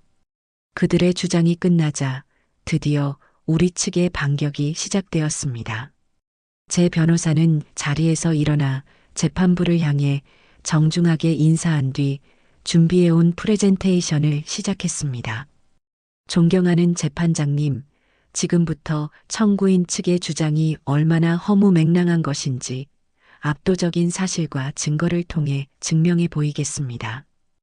변호사는 먼저 주식회사 이해숙의 지난 1년간의 재무제표를 스크린에 띄웠습니다.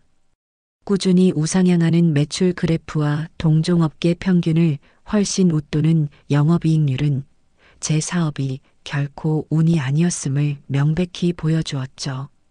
이어서 2호점 건물 등기부등본과 3, 4호점 출점 계획이 담긴 상세한 사업 계획서를 증거로 제출했습니다. 다음은 재단에 대한 반박이었습니다. 변호사는 이해숙 재단의 법인 설립 허가증과 정관, 그리고 그동안의 활동 내역이 담긴 보고서를 제출했습니다. 보고서에는 재단의 지원을 받아 자립에 성공한 어르신들의 감사 편지와 영상, 인터뷰까지 담겨 있었죠. 재판장님, 청구인 측은 사건 본인의 기부 행위를 비정상적이라고 주장합니다. 하지만 보시는 바와 같이 이해숙 회장님의 나눔은 우리 사회의 어두운 곳을 밝히는 숭고한 행위이며 이는 오히려 그 어떤 사람보다도 건강하고 성숙한 인격의 소유자임을 증명하는 것입니다. 자신의 부모를 정신병자로 몰아 재산을 빼앗으려는 자와 평생 모은 재산을 사회에 환원하여 선한 영향력을 실천하는 자 중에 과연 누가 진정으로 보호받아야 할 사람입니까? 변호사의 논리정연하고 힘있는 변론에 방청석에서는 나지막한 감탄사가 터져 나왔습니다. 아들 부부의 얼굴은 이미 잿빛으로 변해 있었죠. 마지막으로 제가 증인석에 섰습니다. 재판장이 제게 물었습니다. 사건 본인, 아들의 청구에 대해 하실 말씀이 있습니까? 저는 마이크를 잡고 재판장과 아들 부부를 차례로 둘러보며 입을 열었습니다. 제 목소리는 떨리지 않았습니다. 존경하는 재판장님, 저는 오늘 이 자리에 피고인이나 보호가 필요한 사람으로 서지 않았습니다. 저는 한 사람의 인간으로서 그리고 한 기업의 책임자로서 제 인생을 증명하기 위해 섰습니다. 제 아들은 제가 늙고 병들어 판단력이 흐려졌다고 말합니다. 하지만 저는 제 인생 그 어느 때보다도 맑은 정신으로 제 의지대로 살아가고 있습니다. 5만 원짜리 귤 하나에 어미를 내쫓았던 아들에게 제 재산을 물려주는 것이 과연 정상적인 판단이겠습니까? 아니면 그 돈으로 저처럼 소외된 이웃을 돕고 사회에 빛이 되는 일을 하는 것이 정상적인 판단이겠습니까? 저는 후자를 택했습니다. 그리고 제 선택의 한치의 후회도 없습니다. 제 말이 끝나자 법정 안에는 무거운 침묵이 흘렀습니다. 재판장은 한동안 저를 말없이 바라보다가 이내 판결봉을 들고 일어섰습니다. 판결을 선고하겠습니다. 이 법원은 청구인 김동수가 제기한 성년 의견 개시 심판 청구를 기각합니다. 땅, 땅, 땅.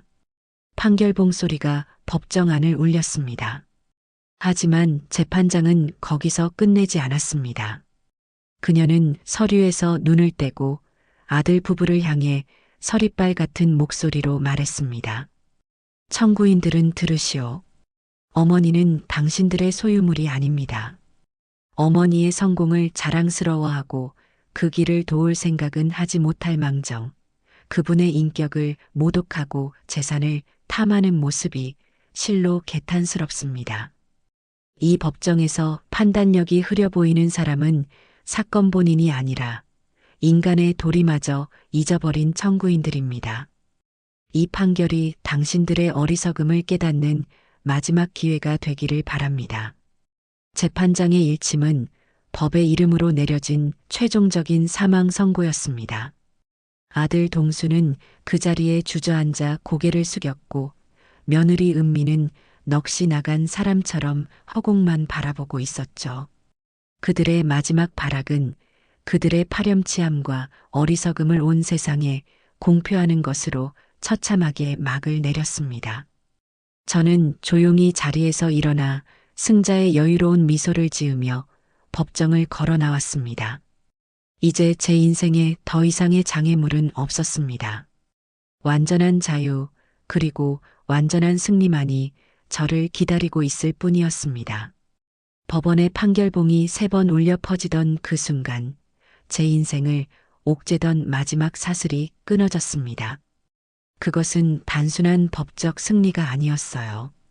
세상이 그리고 역사가 제 삶의 방식을 인정해 준 것과 같은 장엄한 의식이었습니다. 법정 복도를 걸어 나오는데 수십 년 묵은 체증이 한꺼번에 내려가는 듯한 후련함에 하늘이 유난히 맑고 높아 보였죠. 저를 기다리고 있던 경자와 변호사, 그리고 김 점장의 얼굴에는 기쁨과 안도의 눈물이 뒤섞여 있었습니다. 우리는 아무 말 없이 서로를 부둥켜 안았어요. 그 어떤 말보다도 뜨거운 체온이 더 큰 위로가 되는 순간이었습니다. 그날 저녁 우리는 이예숙 국밥 1호점의 문을 일찌감치 닫고 우리만의 축하연을 열었습니다. 거창한 파티는 아니었어요. 남은 수육과 갓 담근 김치, 그리고 경자가 사온 막걸리 몇 병이 전부인 소박한 자리였죠. 하지만 그곳에 모인 사람들의 얼굴은 세상 가장 화려한 연회장에 있는 이들보다도 행복해 보였습니다. 저를 위해 밤낮 없이 뛰어준 변호사와 세무사, 제 오른팔이 되어 가게를 든든하게 지켜준 김 점장, 그리고 마치 제 자식들처럼 저를 따르는 젊은 직원들까지 저는 한 사람 한 사람의 손을 맞잡고 진심을 다해 고마움을 전했습니다. 김 점장, 정말 고생 많았네. 자네가 없었으면 내가 어떻게 여기까지 왔을지 몰라. 아닙니다, 회장님. 회장님을 모시고 일할 수 있다는 것이 제 인생의 가장 큰 행운인걸요. 얘들아, 너희들도 마찬가지야. 나 같은 늙은이 밑에서 일하느라 고생이 많지? 앞으로 내가 더 잘할게. 제 말에 주방 막내인 미영이가 손사래를 치며 말했어요. 미영이는 23의 어린 나이에 홀로 아이를 키우는 싱글맘이었죠. 제가 딱한 사정을 듣고 다른 사람들의 반대를 무릅쓰고 채용한 아이였습니다. 회장님, 그런 말씀 마세요. 저희야말로 회장님 덕분에 먹고 살고 또 배웁니다. 저 회장님 보면서 꿈이 생겼어요. 나중에 돈 많이 모아서 회장님처럼 제 아이 이름을 건 작은 가게 하나 차리는 게 제 꿈이에요. 미영이의 말에 다른 직원들도 저마다 한마디씩 거들었습니다.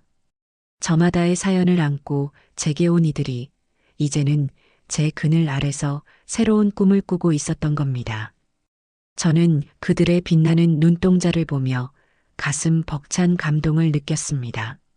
이것이 제가 진정으로 원했던 삶의 모습이었어요. 피를 나눴다는 이유만으로 서로에게 상처 주고 의무를 강요하는 것이 아니라 서로의 꿈을 응원하고 기쁨을 내 일처럼 함께 나눌 수 있는 관계. 왁자지껄한 웃음소리가 가게 안을 가득 채우는 동안 저는 문득 아들 동수와 함께했던 과거의 식사 시간을 떠올렸습니다. 명절에나 겨우 얼굴을 마주하고 앉아도 오가는 대화라고는 회사는 잘 다니냐, 돈은 얼마나 모았냐와 같은 의무적인 질문들 뿐이었죠. 며느리 은미는 늘 휴대폰만 들여다보며 제 음식에 대해 품평하기 바빴고, 동수는 그저 아내의 눈치만 살피며 어색하게 밥알만 씹어 넘기곤 했습니다. 그 숨막히는 침묵과 불편한 공기, 그것이 제가 기억하는 가족의 모습이었습니다. 저는 고개를 저어 씁쓸한 기억을 털어내고 다시 눈앞의 행복한 풍경에 집중했습니다. 제 새로운 가족들은 지금 이 순간 제 곁에서 진심으로 웃고 있었습니다. 그걸로 충분했어요. 그날 이후 저는 온전히 제 새로운 가족들과의 행복을 가꾸는데 집중했습니다. 주말이면 다 함께 가게 문을 닫고 교회로 나가 족구도 하고 냇가에서 물고기도 잡으며 스스럼 없이 어울렸죠. 이예숙 재단의 활동에도 더욱 깊이 관여하기 시작했습니다. 재단의 1호 지원을 받아 작은 반찬 가게를 여신 박할머니의 가게에 예고 없이 찾아가 일손을 돕기도 했어요. 아이고, 회장님, 이렇게 귀한 분이 누추한 곳에 어쩐 일로 오셨어요? 할머니, 무슨 그런 섭섭한 말씀을. 저 그냥 놀러 온 거예요. 오늘 장사는 좀 어떠세요?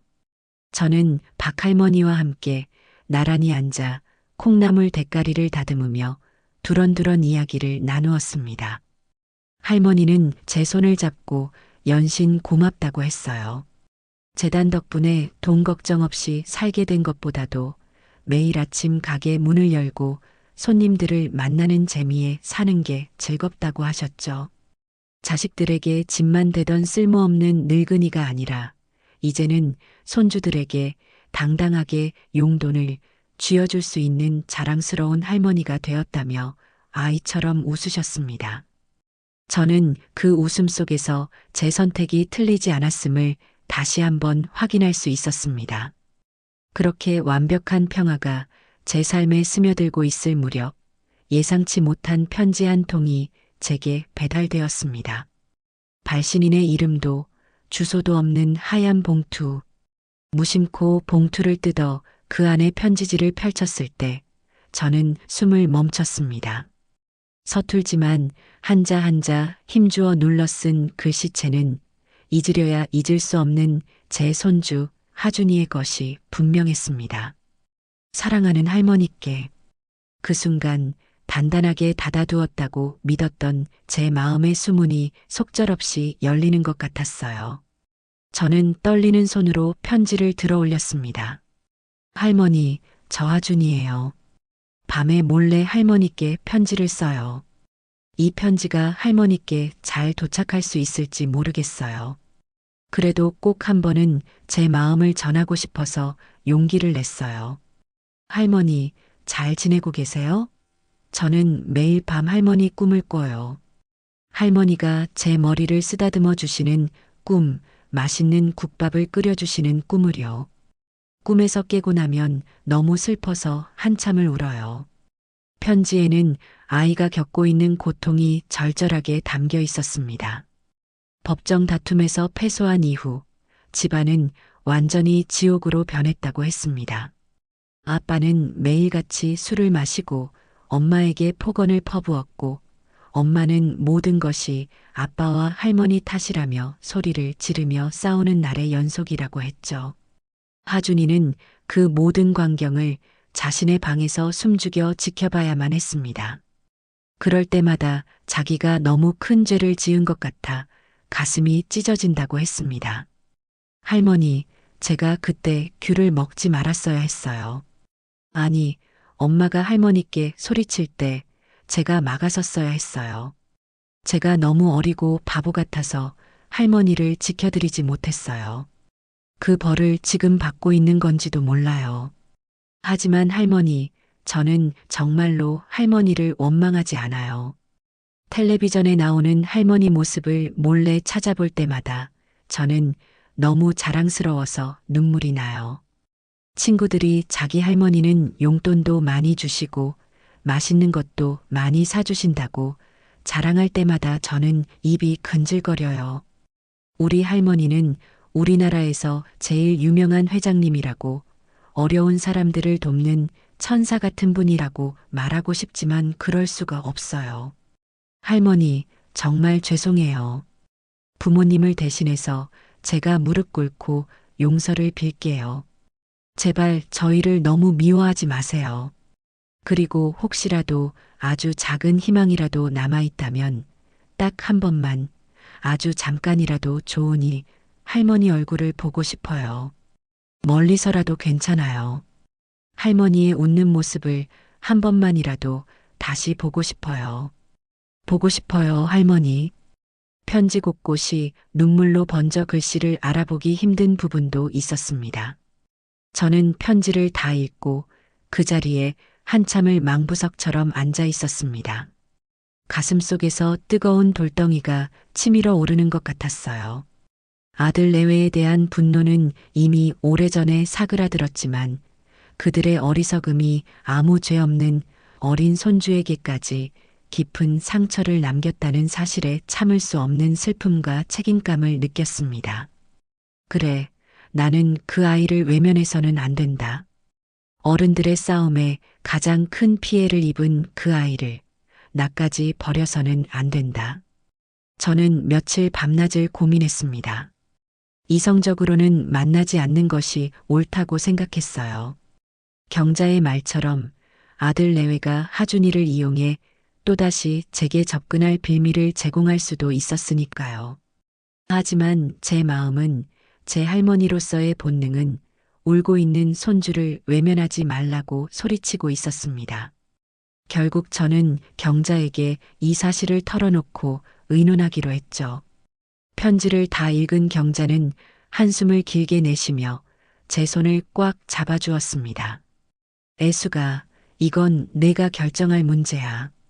내가 섣불리 이래라 저래라 할 수는 없어. 하지만 만약 내가 너라면 나도 너의 마음과 같을 것 같아. 다만 만나더라도 아주 신중하고 또 단호해야 해. 하준이에게는 사랑을 주되 아들 내외에게는 어떠한 희망도 주어서는 안 된다는 걸 명확히 해야 한다고. 경자의 조언에 저는 결심을 굳혔습니다. 하준이의 편지에 적혀 있던 이메일로 답장을 보냈어요. 약속 시간과 장소, 그리고 반드시 혼자 와야 한다는 조건을 명시해서요. 약속 장소는 일부러 사람들 눈에 잘 띄지 않는 시청 뒤편의 오래된 도서관 카페로 정했습니다. 약속한 날, 저는 일부러 화장기 없는 얼굴에 평범한 시장 할머니 같은 옷차림을 하고 먼저 카페에 나가 있었습니다. 제 정체를 알아보는 사람이 아무도 없었죠. 약속 시간이 되자 카페 문이 열리고 교복을 입은 한 소년이 조심스럽게 안으로 들어섰습니다. 제 기억 속의 7살배기 모습은 온데간데 없고 키가 훌쩍 크고 어깨가 넓어진 낯설면서도 익숙한 얼굴. 하준이었습니다. 저와 눈이 마주친 순간 아이의 눈에는 금세 눈물이 그렁그렁 맺혔습니다. 저는 애써 태연한 표정으로 아이에게 손짓하며 제 맞은편 의자를 가리켰어요. 자리에 앉은 하준이는 고개를 푹 숙인 채 아무 말도 하지 못했습니다. 그저 할머니, 죄송합니다. 제가 다 잘못했어요. 라는 말만 작은 목소리로 되뇌었죠. 저는 자리에서 일어나 아이의 곁으로 다가가 그 작게 떨리는 어깨를 부드럽게 감싸 안아주었습니다. 하준아, 다 지난 일이야. 그리고 너는 아무것도 잘못한 게 없단다. 어른들의 싸움에 내가 상처받게 해서 오히려 할머니가 미안해. 제 말에 아이는 참았던 울음을 와락 터뜨렸습니다. 저는 아이가 울음을 그칠 때까지 아무 말 없이 등만 토닥여 주었죠. 한참 후에야 겨우 진정한 아이에게 저는 따뜻한 코코아 한 잔을 시켜주었습니다. 우리는 어색한 침묵 속에서 코코아를 마시다가 이내 조금씩 대화를 이어나갔습니다. 학교 생활은 어떤지, 요즘 제일 재미있는 건 뭔지. 저는 일부러 밝고 가벼운 주제들만 골라서 물었어요. 하준이는 처음에는 단답형으로 대답하다가 점차 경계를 풀고 자신의 이야기를 들려주기 시작했습니다. 친구 이야기, 좋아하는 게임 이야기, 그리고 얼마 전 과학 경시대회에서 상을 받았다는 자랑까지. 저는 그 아이의 평범한 일상 이야기에 귀를 기울이며 제가 그동안 얼마나 많은 것을 놓치고 살았는지 깨달았습니다. 헤어질 시간이 되었을 때 저는 준비해온 선물을 꺼냈습니다. 그것은 돈이나 비싼 물건이 아니었어요. 제가 직접 만든 이예숙 재단의 후원 약정서였습니다. 하준아, 이건 할머니가 너에게 주는 선물이야. 하지만 너희 부모님께는 절대 비밀로 해야 한다. 할머니가 우리 하준이만을 위한 특별 장학재단을 만들었어. 앞으로 하준이가 대학교를 졸업하고 사회에 나가 자신의 꿈을 이룰 때까지 필요한 모든 교육비는 할머니가 책임지고 지원해 주마. 이 돈은 변호사님을 통해 관리될 거고 오직 너의 교육을 위해서만 쓰일 거야. 부모님은 단 1원도 손댈 수 없단다. 그러니 너는 이제 아무 걱정 말고 내가 하고 싶은 공부 마음껏 하고 내 꿈을 향해 힘껏 날아오르기만 하면 돼. 이건 할머니와의 약속이다. 할 수 있겠지? 하준이는 믿을 수 없다는 듯 후원 약정서와 제 얼굴을 번갈아 바라보았습니다. 아이의 눈에서는 다시 한번 뜨거운 눈물이 흘러내렸죠. 하지만 그 눈물은 아까와는 다른 감사와 희망이 뒤섞인 눈물이었습니다. 하준이는 자리에서 벌떡 일어나 제게 허리를 굽혀 꾸벅 인사를 했습니다. 할머니, 감사합니다. 정말 감사합니다. 할머니의 손자가 부끄럽지 않은 훌륭한 사람이 되겠습니다. 꼭 지켜봐 주세요. 그날 하준이와 헤어지고 집으로 돌아오는 길, 제 발걸음은 날아갈 듯 가벼웠습니다. 아들 부부를 향한 마지막 미련과 원망의 찌꺼기마저 손주를 향한 사랑으로 깨끗이 씻어낸 기분이었어요. 저는 비로소 진정한 자유를 얻었습니다.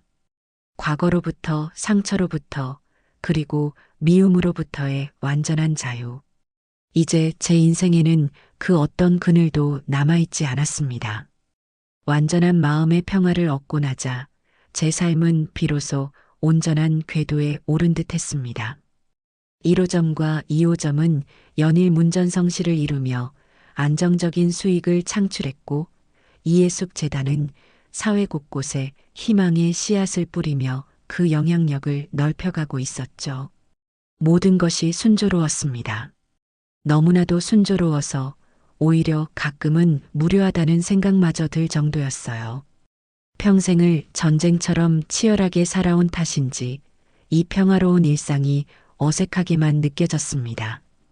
그런 제 속마음을 꿰뚫어 보기라도 한 듯 어느 날 경자가 제 사무실에 들이닥쳐 말했습니다. 이예숙 회장님, 당장 짐 싸세요. 저랑 같이 여행 떠나시죠. 여행? 경자야, 뜬금없이 무슨 소리야. 내가 얼마나 바쁜 사람인데. 바쁘긴 뭐가 바빠. 회장님 없어도 회사는 아주 잘만 돌아갑니다. 김 점장이 얼마나 유능한데. 재단도 마찬가지고요. 애수가 솔직히 말해봐. 너 요즘 좀 심심하지? 내가 보니까 아주 얼굴에 나 좀 지루해요라고 쓰여 있어. 경자의 전곡을 찌르는 말에 저는 아무 대꾸도 할 수 없었습니다. 그녀는 제 책상 위에 전 세계 지도가 그려진 커다란 브로마이드를 펼쳐놓았어요. 자, 골라봐. 에펠탑이 보고 싶어? 피라미드가 보고 싶어? 아니면 알프스 소녀 하이디처럼 푸른 초원을 뛰어다니고 싶으신가? 됐어. 나는 외국 같은 데는 관심 없어. 말도 안 통하고 음식도 입에 안 맞을 텐데 뭐하러 가.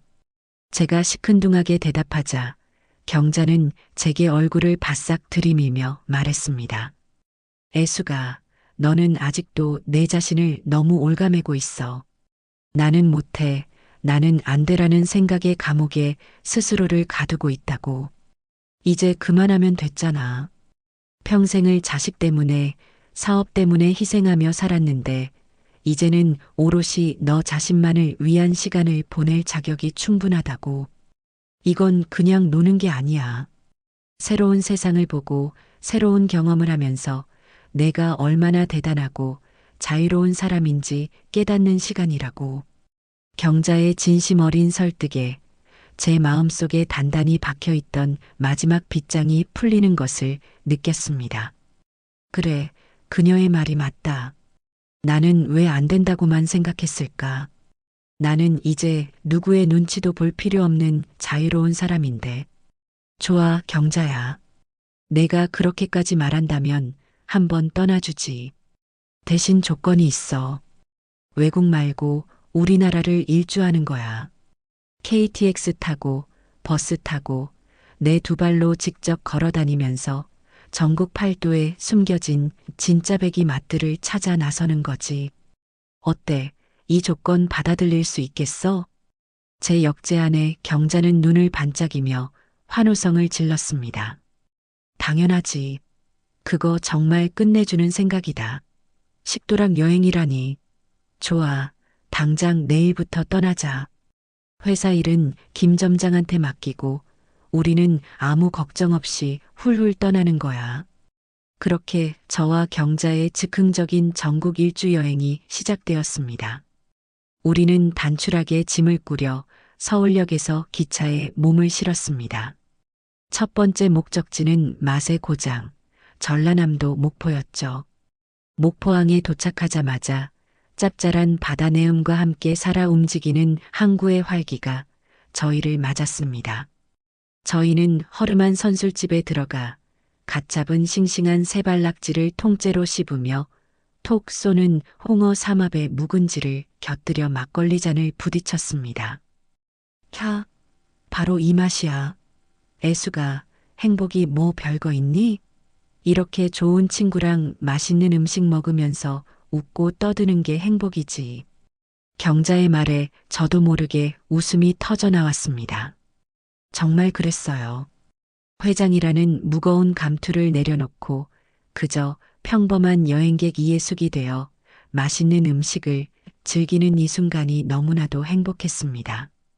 우리의 여행은 계획 없이 발길 닿는 대로 이어졌습니다. 담양의 대나무 숲을 거닐다 죽통밥을 맛보고 전주 한옥마을에서는 콩나물 국밥의 원조를 찾아 나섰죠. 저는 제 국밥과 비교하며 맛의 비결을 분석했고 경자는 그런 저를 보며 혀를 내둘렀습니다. 어휴, 이 직업병. 놀러와서까지 일 생각이야. 하지만 저에게는 그것이 일이 아니라 가장 큰 즐거움이었습니다. 새로운 맛을 발견하고 그 안에 담긴 사람들의 이야기와 정성을 배우는 것은 제게 그 어떤 명품 가방이나 보적보다도 더 큰 기쁨을 주었죠. 경상도로 넘어간 우리는 안동 하회마을에서 헛제사밥을 맛보고 부산 자갈치 시장에서는 펄떡이는 생선들 사이를 비집고 다니며 꼼장어 구이에 소주잔을 기울였습니다. 시장의 한 귀퉁이에서 곰장어를 구워 팔던 한 아주머니는 저를 알아보고는 깜짝 놀라며 자리를 내주었습니다. 아이고, TV에서 뵌 이해숙 회장님 아니신교. 이 귀한 분이 어찌 이런 누추한 곳에다. 아주머니, 저 그냥 놀러온 평범한 할머니예요. 회장 아니고. 아주머니 꼼장어 솜씨가 보통이 아니신데 비법이라도 있으세요? 저의 스스럼 없는 태도에 아주머니는 금세 경계를 풀고 자신의 인생 이야기를 풀어놓기 시작했습니다. 자갈치 시장에서 40년을 꼼장어만 구웠다는 그녀의 손은 투박하고 거칠었지만 그 어떤 예술가의 손보다도 위대하고 성스러워 보였습니다.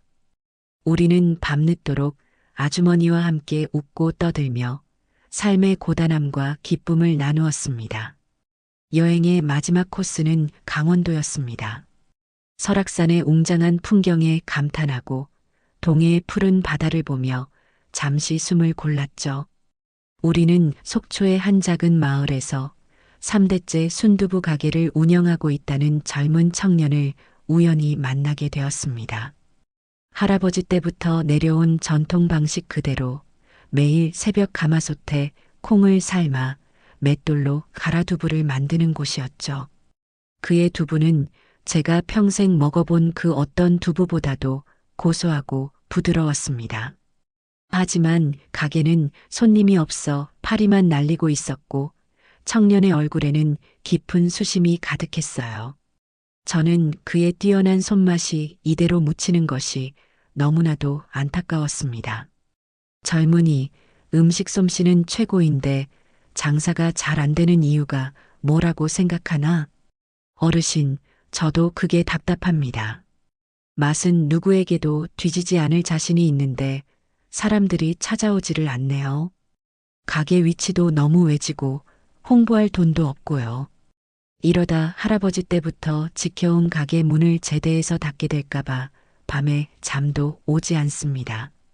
그의 눈에는 절박함이 서려 있었습니다. 저는 그 눈빛에서 수십 년 전 남편과 함께 처음 국밥 가게를 열었던 제 젊은 날의 모습을 보았습니다. 내가 한 가지 제안을 하지. 젊은이의 그 손맛과 나의 경험을 한번 합쳐보는 건 어떤가? 내가 자본과 경영을 책임질 테니 젊은이는 오직 최고의 두부를 만드는 데만 집중하게. 우리가 함께라면 이 작은 가게를 전국 최고의 두부 전문점으로 만들 수 있을 걸세. 제 파격적인 제안에 청년은 자신의 귀를 의심하는 듯 한참 동안이나 저를 멍하니 바라보았습니다. 그리고는 이내 제 앞에 넙죽 엎드려 감사의 눈물을 흘렸죠. 저는 그 청년을 서울로 데려왔고 그에게 이예숙 국밥의 사무점, 즉 새로운 두부 전문점 브랜드의 책임을 맡겼습니다. 제 예감은 틀리지 않았고 그는 훗날 대한민국 최고의 두부장인으로 성장하여 제 사업의 가장 든든한 기둥이 되어 주었습니다. 한 달이 넘는 긴 여행을 마치고 서울로 돌아왔을 때 저는 완전히 새로운 사람이 되어 있었습니다. 제 얼굴에는 고단함 대신 자신감과 활력이 넘쳤고 제 머릿속에는 새로운 사업에 대한 아이디어로 가득 차 있었죠. 그리고 저를 기다리고 있던 것은 제 인생의 활용점정이 될 마지막 제안이었습니다. 회장님, 한 공영방송국에서 연락이 왔습니다. 회장님의 파란만장한 인생 스토리를 담은 특집 다큐멘터리를 제작하고 싶다고 합니다. 대한민국 최고의 명사들만 출연한다는 심층 인물 다큐 시대의 얼굴이라는 프로그램입니다. 김 점장이 흥분을 감추지 못하며 전한 소식에 저와 경자는 서로를 마주보며 잠시 말을 잃었습니다. 공영방송의 간판 다큐멘터리 시대의 얼굴. 그것은 단순한 방송 출연이 아니었습니다. 제 고단했던 삶이 이제는 한 시대의 역사로 기록될 자격을 얻었음을 의미하는 것이었으니까요. 애수가, 이건 하늘이 내게 주는 마지막 선물이야. 너의 이야기가 절망 속에 있는 수많은 사람들에게 얼마나 큰 용기와 희망을 주게 될지 한번 상상해봐. 경자의 말에 저는 조용히 고개를 끄덕였습니다. 두려움보다는 설렘이 앞섰습니다. 그래, 이제는 내 이야기를 세상에 들려줄 시간이다. 나의 성공과 실패, 나의 눈물과 웃음, 그 모든 것을 통해 단 한 사람이라도 다시 일어설 힘을 얻을 수 있다면 그것으로 내 인생은 충분히 가치 있을 테니까요. 저는 수화기를 들고 방송국 PD에게 직접 전화를 걸었습니다. 네, 이예숙입니다. 출연하겠습니다. 제 모든 것을 남김없이 보여드리겠습니다. 공영방송 특집 다큐, 시대의 얼굴 이예숙, 국밥 한 그릇에 인생을 담다 편의 촬영은 꼬박 3달에 걸쳐 진행되었습니다. 촬영팀은 제 삶의 동선을 그림자처럼 따라다녔어요. 동이 트기 전 아직 어둠이 채 가시지 않은 노량진 수산시장에서 그날 쓸 가장 신선한 식자재를 고르는 제 매서운 눈썰미부터 펄펄 끓는 가마솥 앞에서 비 오듯 땀을 흘리며 육수의 깊이를 조절하는 제 주름진 손, 그리고 재단 사무실에서 돋보기를 낀 채 빼곡한 서류들을 검토하며 새로운 지원 사업을 구상하는 모습까지. 카메라는 제 삶의 모든 단면을 집요하고도 따뜻한 시선으로 담아냈습니다. 처음 며칠간은 저를 따라다니는 카메라가 영 어색하고 거북스러웠지만 그들의 진정성 있는 태도에 저 또한 점차 마음의 문을 열게 되었습니다. 그들은 저를 단순히 성공한 사업가로만 보지 않았어요. 한 시대를 꿋꿋하게 살아낸 한 명의 여성으로서, 한 명의 어머니로서, 그리고 한 명의 인간으로서 저의 내면을 깊이 이해하려 노력했죠. 인터뷰 중에 저는 잊고 싶었던 과거의 아픔들을 다시 한번 마주해야 했습니다. 특히 아들과 며느리에 대한 이야기를 꺼낼 때는 몇 번이고 가슴이 미어져 말을 잇지 못하기도 했어요. 하지만 저는 피하지 않았습니다. 5만 원짜리 귤 사건의 전말부터 모욕적인 축객령, 그리고 저를 정신병자로 몰았던 법정 다툼의 순간까지 제 기억 속에 남아있는 사실들을 최대한 담담하게, 그리고 솔직하게 털어놓았습니다.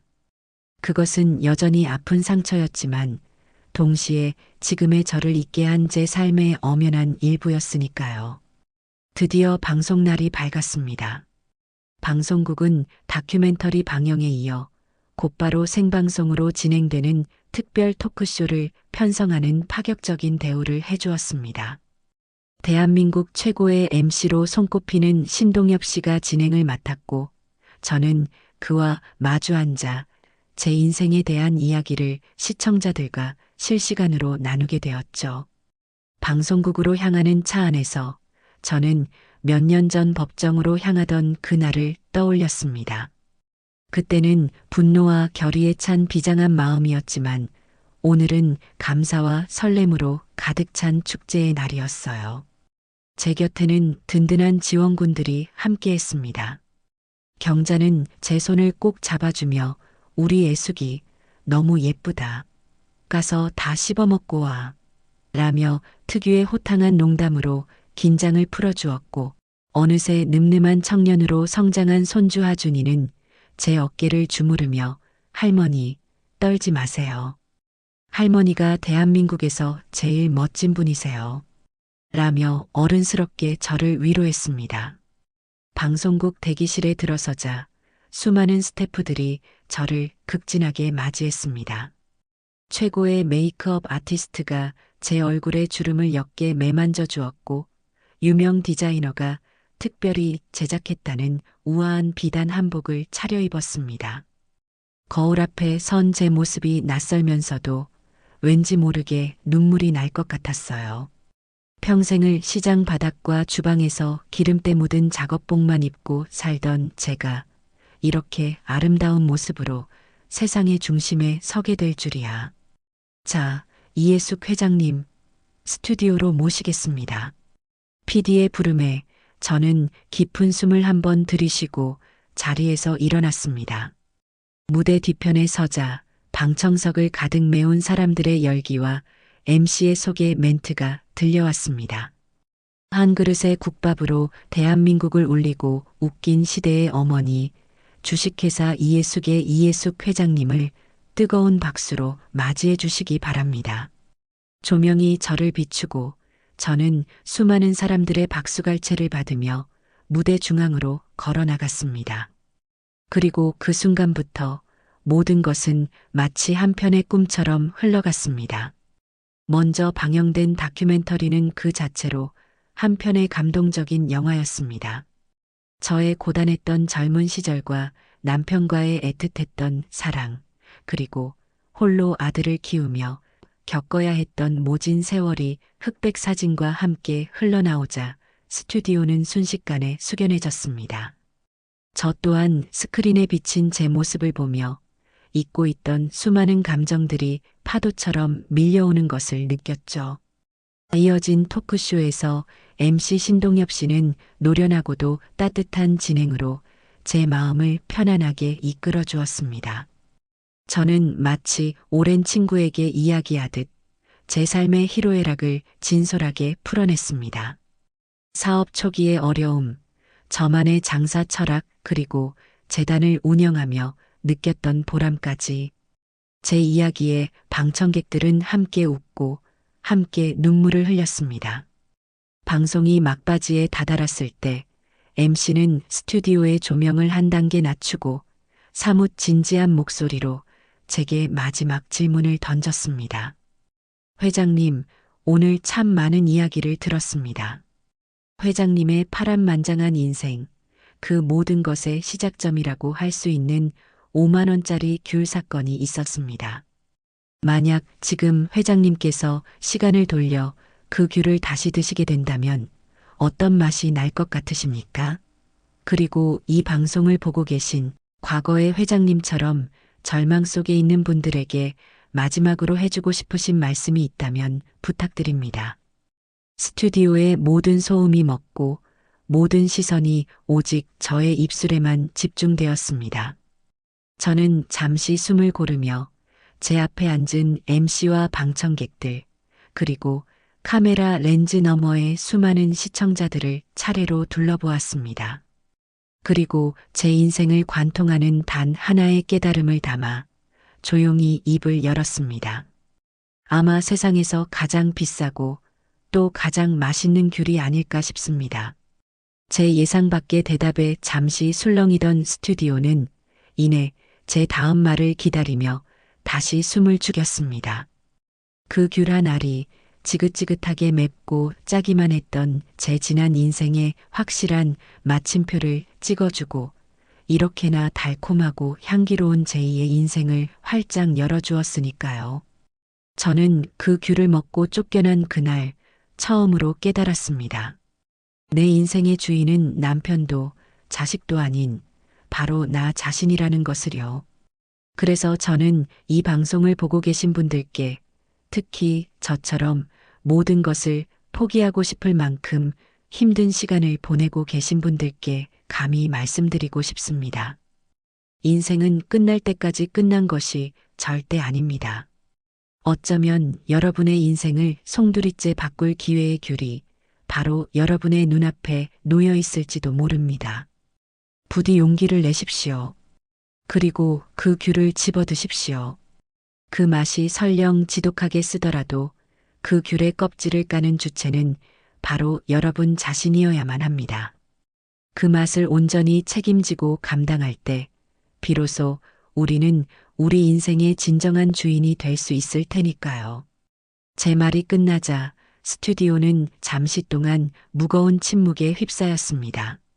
그리고 이내 그날 제가 받았던 그 어떤 박수보다도 뜨겁고 우렁찬 박수 소리가 파도처럼 밀려왔습니다. 사람들은 모두 자리에서 일어나 눈물을 흘리며 제게 아낌없는 존경과 찬사를 보내주었습니다. 저는 그 박수 소리를 들으며 제 삶이 헛되지 않았음을, 그리고 제 이야기가 누군가에게는 한 줄기 빛이 될 수 있음을 확인하며 조용히 미소 지었습니다. 그날 밤 방송의 성공을 축하하는 거창한 파티는 없었습니다. 저는 화려한 한복을 벗고 다시 평소의 편안한 옷으로 갈아입은 뒤 제 새로운 가족들과 함께 마감을 끝낸 이예속 국밥 식당에 둘러앉았습니다. 우리는 남은 수육과 겉절이에 막걸리를 부딪히며 그날의 감동을 나누었죠. 그곳에는 성공한 사업가도 존경받는 명사도 없었습니다. 오직 서로를 아끼고 사랑하는 따뜻한 가족만이 있을 뿐이었습니다. 그때 하준이가 제 앞에 작은 접시 하나를 수줍게 내밀었습니다. 예쁘게 껍질이 까여 하얀 속살을 드러낸 귤 한 알이었습니다. 할머니, 이제는 아무 걱정 마시고 세상에서 제일 편안한 마음으로 한번 드셔보세요. 저는 웃으며 고개를 끄덕이고 귤 한 조각을 집어 입안에 넣었습니다. 새콤달콤한 과즙이 혀끝을 감싸며 부드럽게 퍼져나갔습니다. 특별할 것 없는 평범한 귤이었지만 제게는 그 어떤 산의 진미보다도 깊고 풍부한 맛으로 느껴졌습니다. 그것은 바로 제가 제 손으로 직접 일구어낸 완전한 자유의 맛이었습니다.